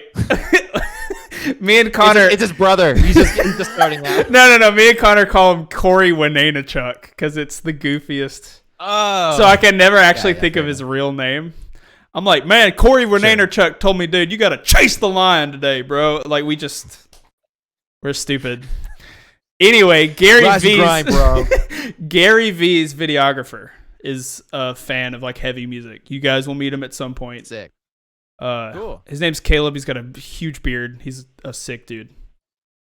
That's awesome. He was telling us like, this is how you get viral. This is how you just rise in social media. He was like, I already made you guys a TikTok. This is gonna happen. And we were like, whatever, man. But it's true. Like, Old Town Road was on TikTok first. And then people were making TikToks to it. And then next thing you know, it was like literally the most played song in the world. Yeah. But I mean, even those twins, it's like a testament. Like all you need is that one viral spike, and then you have this power to play with. It's really crazy. Yeah, he can like fucking stop working and shit. Courtney's on TikTok all the time. She'll like curate me the best ofs because I can't do it. Oh yes. And I'll get distracted. You know what I mean? But if you guys want a solid content idea, one of my favorite things is Tom Segura hates TikTok, and his wife just curates him like best of for like the week, and they watch them together. So your reaction to her TikTok, that's great. I would watch that all day. Oh hell yeah, that's actually a really good idea. Yeah, there you go. So you have to video yourself being forced to her TikTok likes. Yeah, and well, that's usually what it's like. She's like, I'll just be in the middle of something. She's like, okay, now while you're doing that, I'm just gonna get this ready for you. And I'm like, no. She's like, you have to watch it. There's dogs. I don't want it. And every time I get sucked in, and like 15 minutes goes by, I'm like, I've watched like 20 of these things. Jesus you wake Christ. up with a full beard, and you're like, oh, Da Vinki. Yeah. A nightmare of the Da Vinki brothers again. Gosh. All right, we're getting close to the end here. Sure, man. Do you cook? Dude, no. me and Courtney, yeah. You guys eat out all the time? So unhealthy, bro. It's the best. Well, it's not unhealthy if you can afford to eat healthy. Doesn't matter. No, you know what? Courtney, for the first 3/4 of our relationship, was purely vegetarian. Okay. And same. Recently went to pescatarian. And so I don't know why, but we just never like cook together or, usually eat together. Like we're usually like doing shit opposite schedules type deal. Oh, wow. Okay. Yeah. I mean if you're super busy too, it gets really hard to cook for yourself and someone else. Cause like, it's hard, man. And it's like if my girlfriend can't eat with me, like if I can't cook us a meal, I'm not cooking because there's like no point in it to me. So I definitely get that. Yeah. It's something that we're trying to work on for sure because it's like, a large part of just hanging out and shit. You know what I mean? Yeah. So, but yeah, I mean, like I can do basic shit. Like I really need to that's one thing I wanted to do more so like during all this downtime and just being stuck at home is just learning how to make shit. But yeah, I mean, kind of just the basic burning cereal type vibe, Jesus.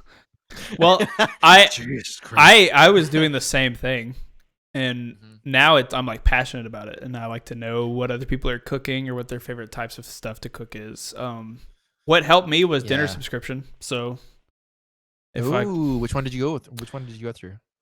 This is not a sponsor. It is HelloFresh.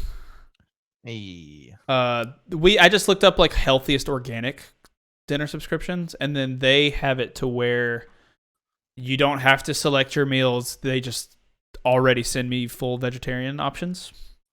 Hell yeah. So that's cool. Like that's why we went with them. And then they've even gotten better lately is like I get 3 vegetarian meals a week. I can add a 4th vegetarian meal or sub out a vegetarian meal for another one they have going on that week. It's pretty solid. But dude, it literally taught me how to cook. And what they're really good about is the spices. They send you like single serving, like Italian oregano, all this kind of stuff. And that makes your meals just taste so much better and culinary that it's just like, cooking is sick. Because you're not just... I'm the shit! Yeah, I'm a chef! Yes. Yeah, look at me! Yeah. But it's cool. Like even back in the day, if I went grocery shopping, I never went to the spice aisle. You know what I mean? Like I didn't keep spices in my kitchen. But it's literally 80% of the flavor, which is crazy. Everything else is just the stuff you're shoving in your hole. Well, yeah, exactly. Yeah, whenever I go to the grocery store, it's like, oh, I need bread, cheese, and bananas, and meat. Yes, yes. So I'm super basic when it comes to that shit. But I've been considering doing that for a long time. I should probably get on that. I mean, it's what helped me and a couple other dudes in my band. Jesse had never ever cooked ever, I don't think, and I think now he cooks every night. He just cooks for himself. Ooh, So it's like sick. he loves HelloFresh. We've been talking about how we both got on it around the same time without talking to each other, which was really weird. That's bizarre. I was like talking about this really sick meal I had, and he was like, "Do you do HelloFresh?" And I was Wait. like, "Yeah, it was really Was that funny." Wednesday? Yes, basically. And now sometimes we'll text each other and be like, "Yo, did you have this week's paella?" Like we'll just be like, Whoa. just really That's weird grown stuff. up as shit. Yeah. That's awesome. Yeah. That's rad. So- yeah, I'll look into that. I you know what? Like I thought about it a lot, and then I read all these comments being like, it's not environmentally friendly, all the packaging and shit. Well, And I don't know, HelloFresh, man. all their stuff is recyclable. That's good. So That's good. suck on that, Mike. Yeah. Suck on that. Old people on Facebook They complaining about everything. even have like cooler packs that you cut and you empty the contents that are like good for the environment, and then you can recycle the thing it was held in. It's kind of cool. HelloFresh is a German company, and I think they really know what's up. I mean, I usually just take all my garbage and dig a hole in my yard and just put it in there anyways. So I mean, it's all Poop on it. Yeah, normal stuff. Yeah. Yeah. Punch it. You are on an Yeah. island. How big is that island? You know what? It's actually pretty big. Like it would take you. Oh boy, it'd probably take you like 8 or 9 hours to get to the top of it. You know what I mean? Because Like it's long, not, right? yeah. How it's long a would it long take to go boy. that way? Like to get to like Tofino, which is like a popular like tourist spot, which is it's gorgeous. It takes about 4.5 hours Whoa, around that. that way, is a which big which island. it's pretty big, man. There's a lot of people that live here. But you know, a lot of people are just like, oh, you know, Victoria Island, or you know, they just don't really know because I mean, it is a pretty obscure, random place in the grand scheme of things for other people that may have not even heard of it. You know what I mean? But it is a bitch, dude. Like everybody here just like is grown up with the fact that if you want to get off this place, you have to take a ferry, and like the ferry to get on it with a car is like $140 one way. So it's like for instance, at that Vancouver show where we went and saw Do you guys have an like, airport?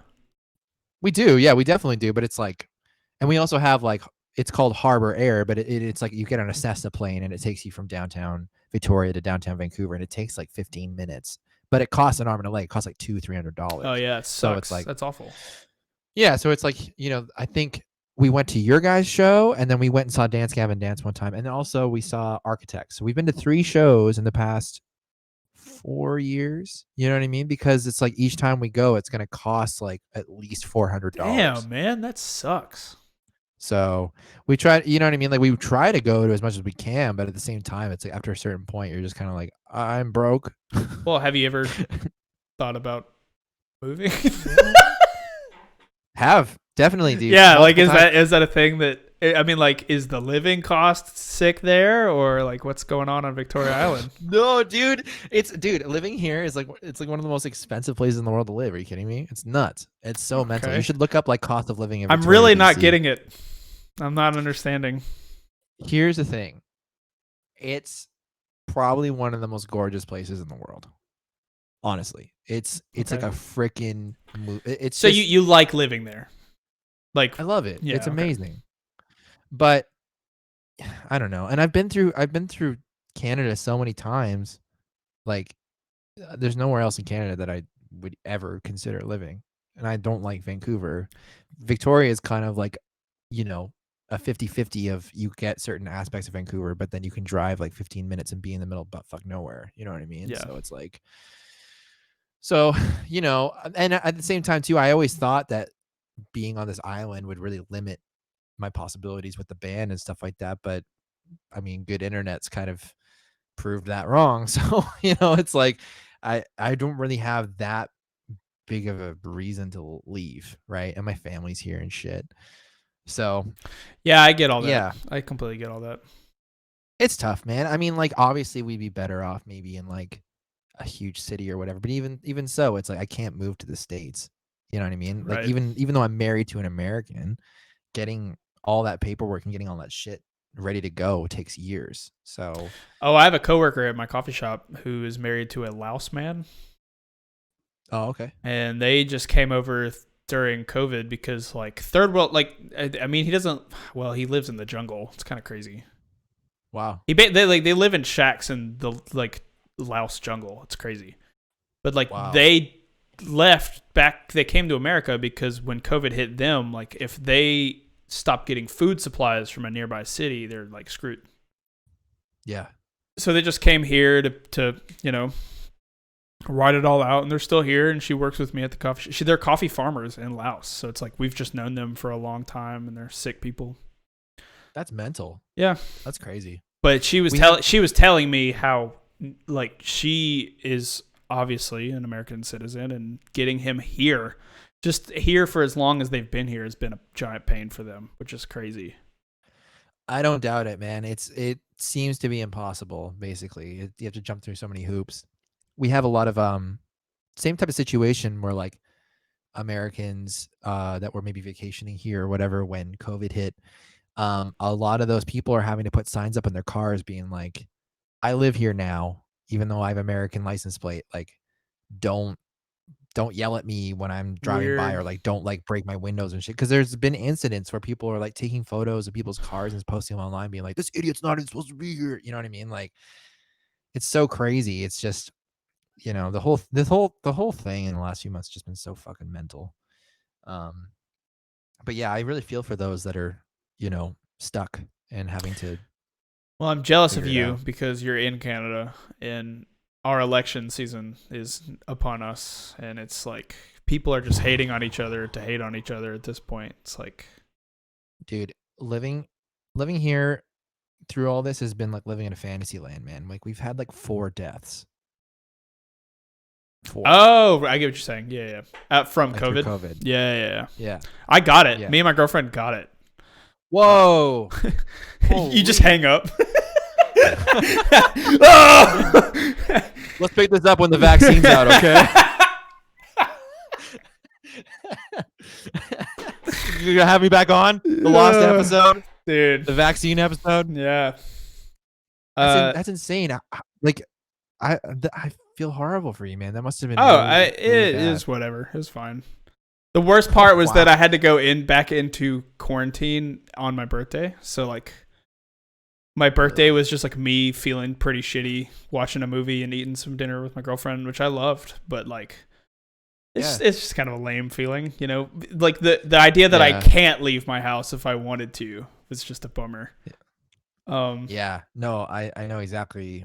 I know exactly how that feels. It's definitely a sickness that like should not be played with, and a lot of people in America are.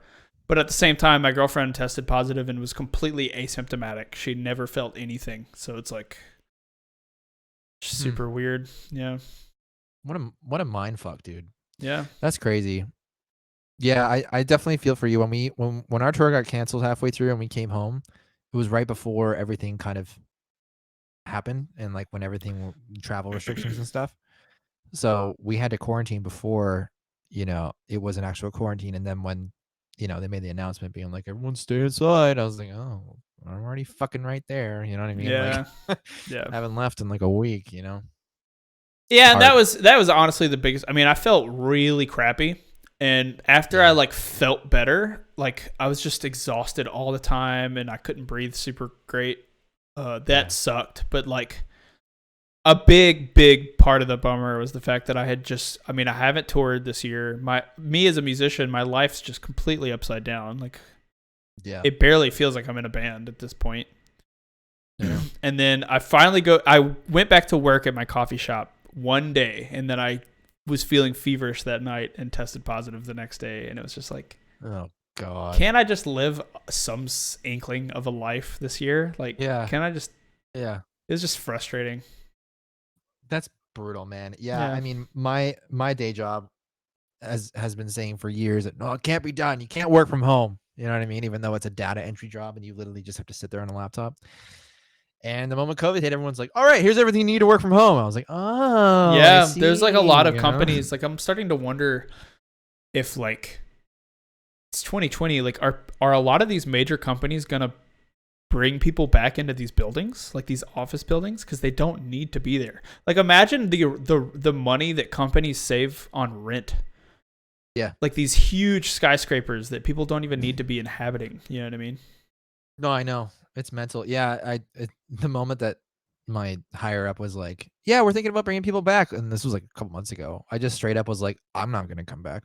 Like Have like, fun. I'm just gonna, yeah, I'm just gonna stay here and just do what I've been doing this whole time." So, you know, Yeah, it's fair. fire me. I don't give a shit. What are you doing for a job right now? So I haven't really been doing my normal day job for the last little bit because there really hasn't even been any work, you know what I mean? But when I do work, I do payroll for like doctors and nurses for the health company for our island. So I just make sure that they get paid properly at the end of the day. So You know you're what I like mean? kind of an accountant in a way? Yeah, I mean, like it's just more so there's a lot of like last minute changes where like maybe the doctor's sick or whatever, and then like their pay won't reflect that. So it's just you have to make sure that it's like inputted by a specific time frame. Cool. Super mind numbing. I literally just put on podcasts and I'm just like, and then 8 hours goes by and I'm like, oh, sick, you know, like day's done. It's just Wow. mindless, Yeah. you know, data entry. So you'll input data for 8 hours straight and then have more to pick up on like the next day?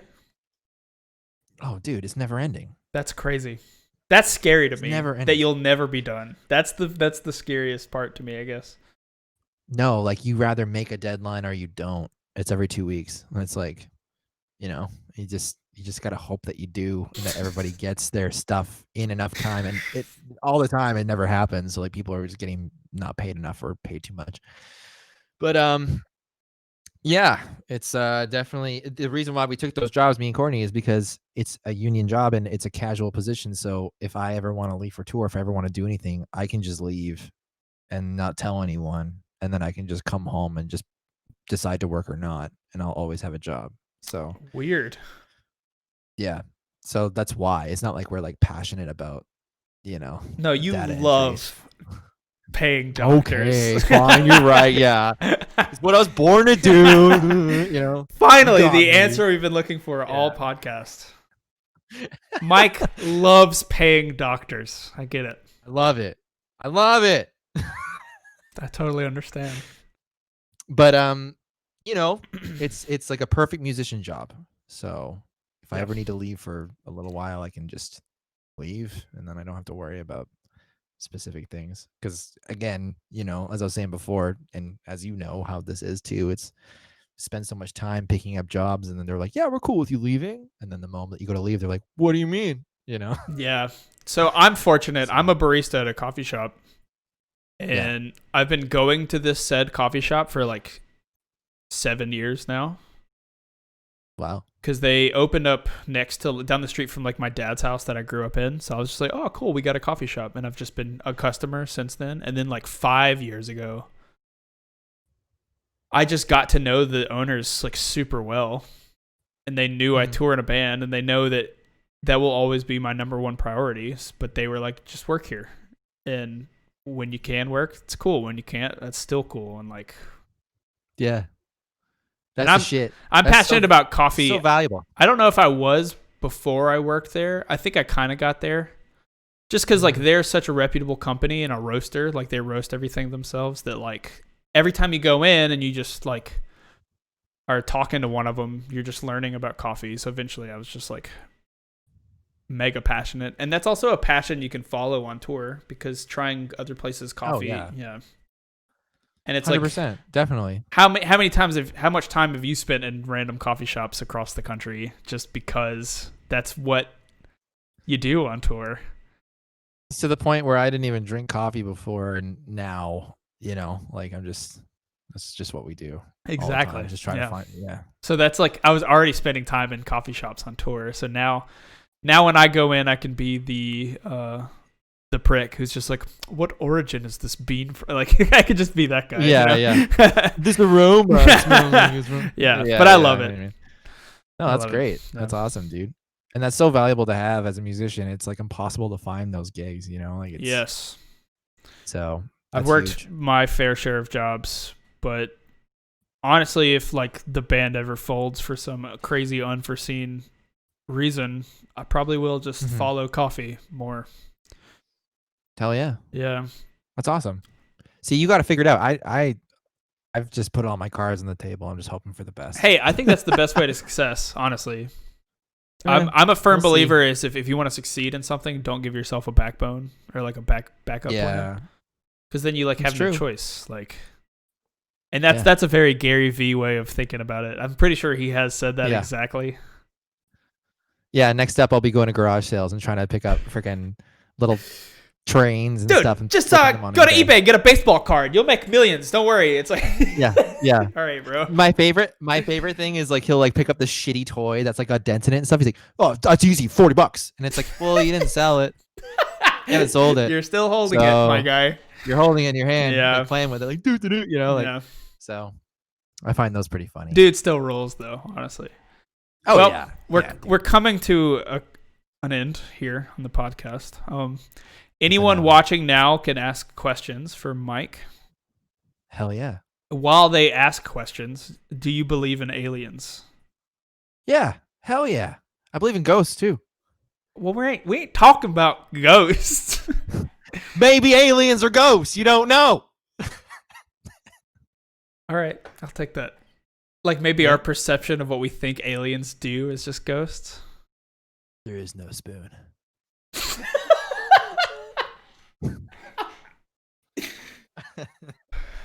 Bend this, Mike. Bend this capo through the internet. Oh. Well, what makes you believe in both of them? Well, maybe I shouldn't say I firmly believe in ghosts. I don't. You can't go Here's back. Here's the thing. My band's called Spiritbox. You know what I mean? Like the whole thing's based off of a fucking thing that talks to the dead, right? So it's like I don't know what a spirit box is. Yeah, that's what it is. It's a device that scans radio frequencies really, really fast, and then you ask questions. So it's like and then when little words pop Ghost out, hunters carry your band around. See, marketing Okay. 101. Yeah. You have to cater to an audience. Ghost hunters. Oof, those No, guys. But you know, like sometimes you'll run across some of that shit, and it's actually pretty unbelievable. You know what I mean? Yeah, And yeah. Of course, take everything with a Okay, grain of so salt, you're like the dude who's like fascinated by like the finds. Yeah. Of like yeah. Yeah, exactly. I'm super fascinated by it. I'm not gonna like, die on a hill saying that you're 100% real, but Right. like you meet too many people with too many experiences and blah blah blah. Aliens, yeah, same thing. I feel like it's just it's probably that there are a ton of species of different. We can't be the only ones. Just Right. fucking, Yeah. That's everyone's answer. I'm about to change my end of podcast question because like it's impossible for there not to be. Yeah, it's quite possible. Like good cop out. But I don't know. I mean, Well, do you believe in aliens in the sense that like you believe that all the people who have seen UFOs have actually seen UFOs? You cut out near the end. I believe that everyone who's seen them has what? Has actually seen UFOs and stuff like that? Like the Oh, sightings no, are real? Oh, okay. No, I mean, I feel like there's an overwhelming amount of evidence. You know what I mean? Like there's definitely a lot that's gone on in the past, but there's also going to be a lot of people that try to. Dude, you should see capitalize this on little that. green guy I live down the street from. Crazy, bro. Totally. He runs around all day, doing He zaps people, probes them in the butt. It's wild, man. Yeah. Zap. Yeah. There's a lot of those type of people, and it's like people who are like, of course Bigfoot's real, like, and it's like, well, how do you know? I seen him, right? And it's like, I have a friend who's obsessed with Bigfoot, and it's the best thing ever. He literally made a movie. wow. He made a movie and sold it to Netflix. Alex is in it, our drummer. So if you ever want to, Hell yeah, that's amazing. Hold on, I have to remember. Hunting the Legend. Hunting the Legend. Wow. It's about Bigfoot kicking ass. He certainly is a legend. He is a legend, yeah. Yeah. He's a legend. Yeah, I don't know. It's very awesome to like dive into those type of things, and it is. It's fun like late night. I don't drink beer, but when your friends are drinking beer, it's like you just talk about aliens all night. Yeah. You heard this Bigfoot yelling? When There's you're an audio clip of some guy going like, "Ah!" dude, you need to watch that movie. It's a good one. I'll check it out. It's a great film. Will. Got nothing but time, man. I want to see the legend And the hunting of. and the hunting and the hunting of. Mike, what amp profile do you use for your rhythm patch? For live stuff, I'm using I could be saying his name wrong, but I think it's Lars Luecki or something. He has an EVH 5150 Blue Channel amp that I just boost, and that's good to go. It's a free profile, actually. It's not a paid one. See, 5150. Back to that. all the time. Do you guys mess with any other interfaces at home or stick with Kempers all the time? Sorry, you cut out again. He's asking, do we mess with any interfaces besides the Kemper? But when you say interface, I'm thinking audio interface. So yeah, maybe he just means like any amp you play with at home, possibly. I just have the Kemper, and then I just have the neural stuff. Play with all the neural stuff, yeah. Yeah, and then as far as like, just in case he was asking this, as far as an interface goes, I have a UA Arrow, and then I have an Apollo Twin as well. I have the Twin now. That's what I use. I don't know the Arrow. Sick. The Arrow, I think it's switched now to the Solo. Same thing though. It's just like it's a cheaper version of that, and it still gives you like the real time plugins. Oh, it's universal as well. Universal audio. Yeah, UA. Yeah. I love UA stuff, man. It's so sick. Like being able to actually use like a distressor on the way in or 11-76 on bass or something. It just makes a world of difference, you know. Like it's pretty wild. Yeah, this thing's a lot more powerful than I'm used to. I just had like a Scarlett Solo forever. Fair enough. And then I needed 2 XLRs instead of an XLR and a quarter. Right. And then Alex, our drummer, was like, I got a Twin you can have. And I was like, what? Why? Wow. That's sick. Yeah, good. But he also just uses like our in-ear interface at home. So it's like super sick. Oh. Yeah. Yeah. I mean, the Twin is definitely more than you would actually ever need, you know? Like, it does everything. It's really, really sick. It does, but when I started streaming on Twitch, so the analog amp I'm playing with is the Rev Canada. Oh, cool. It's the Rev G20. Sweet. So it's the square box guy, right? Yeah, it's lunchboxy. Lunchbox, yeah. But yeah, you DI it because it's got the active load built into it. So, but for my mic, I needed XLR, and for that, I needed XLR, opposed to just doing my mic and quarter out the Kemper. So I needed the Twin to get my stream setup going. Nice. Yeah, but that amp slams. Like the D20 even in front, because I use the G3 in front of them, and they just aren't that makes sense. Yeah, I've heard nothing but really great things about that amp. It's great. You should get your hands on one. There might be one in that local music store you got. Ooh, you might be right about that. What are you listening to right now? Someone asked. Ooh, let's see. I'll pull up my old Spotify. Let's see. The new Lady Gaga record's incredible. Okay, haven't listened to it. It's amazing. You got to check it out. I always listen to Loathe. That new Loathe record is amazing. Yeah, people love that record. And I've been you guys are on here. I've been listening to you guys. Wage War. Wage War and Post Malone. That's a good melting pot. I like that. Yeah. I've been listening to a lot of Thundercat lately. Ooh, good call. Yeah. That guy rips. He does. Alexis on Fire and North Lane have always been in my Spotify. No matter how much I try not to listen to them, they end up. Dude, Alexis on Fire. What's your favorite Alexis record? Crisis. Same. Yeah, I think that's everyone's favorite, right? Everybody says "Watch Out." The one before it. Mm-hmm. Yeah. I mean, that's like Canadian royalty, man. That's like when you go to Under Oath and you argue Define the Great Line or They're Only Chasing Safety. Like, it's still the same. Like, I still like Define the Great Line more than They're Only Chasing Safety, but I think most people would say the other way still. Crisis Crisis just has this really bleak and dark sound to it, you know. I actually And really like Young Cardinals too. ooh, yeah, that's also unpopular opinion. A lot of people did not like I that. love it. I mean, his vocals sound so weird on it, but I don't listen to it for Tim. I listen to it for Dallas. Let's be real. Yeah, of course.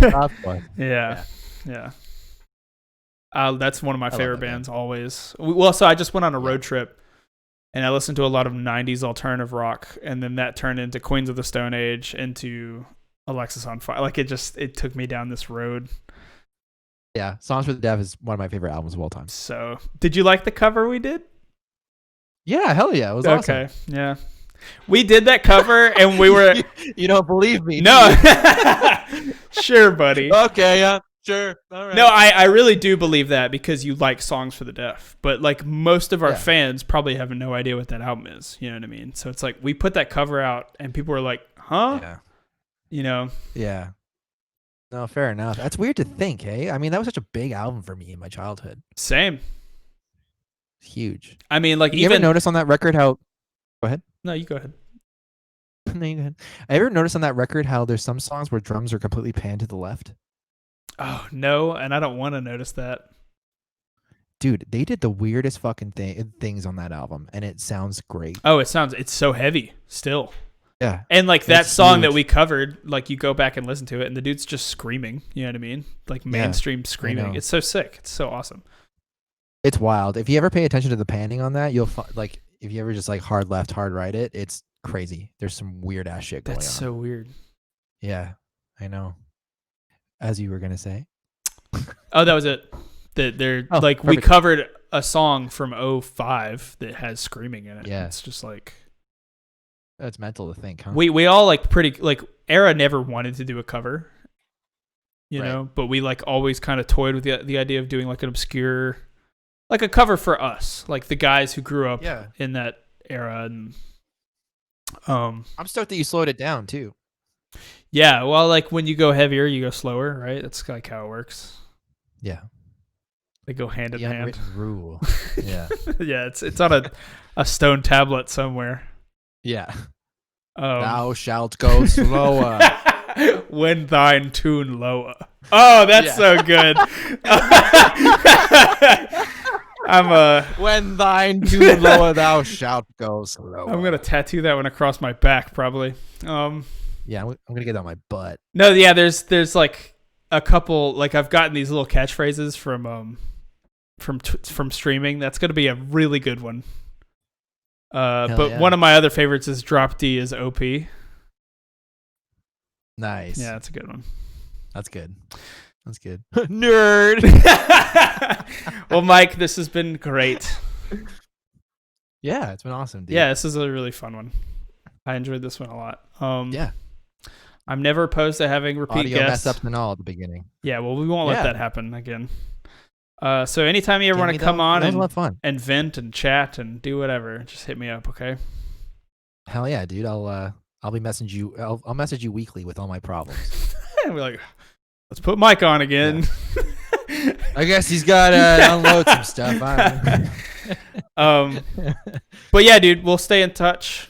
I'll email you, or maybe just actually Discord works. We'll send each other those Kemper profiles. It'll be awesome. Let's do it up, man. It'd be great. I would love to know what you think, and I would also be down to get better patches from you. So better is objective. I suppose so. Yeah. But thank you so much, man. Yeah, man. I really appreciate you asking me to be on here, and yeah, it's been a lot of fun, and we'll have to do it again sometime. Thanks, dude. Peace, Mike. Yeah. Thanks so much.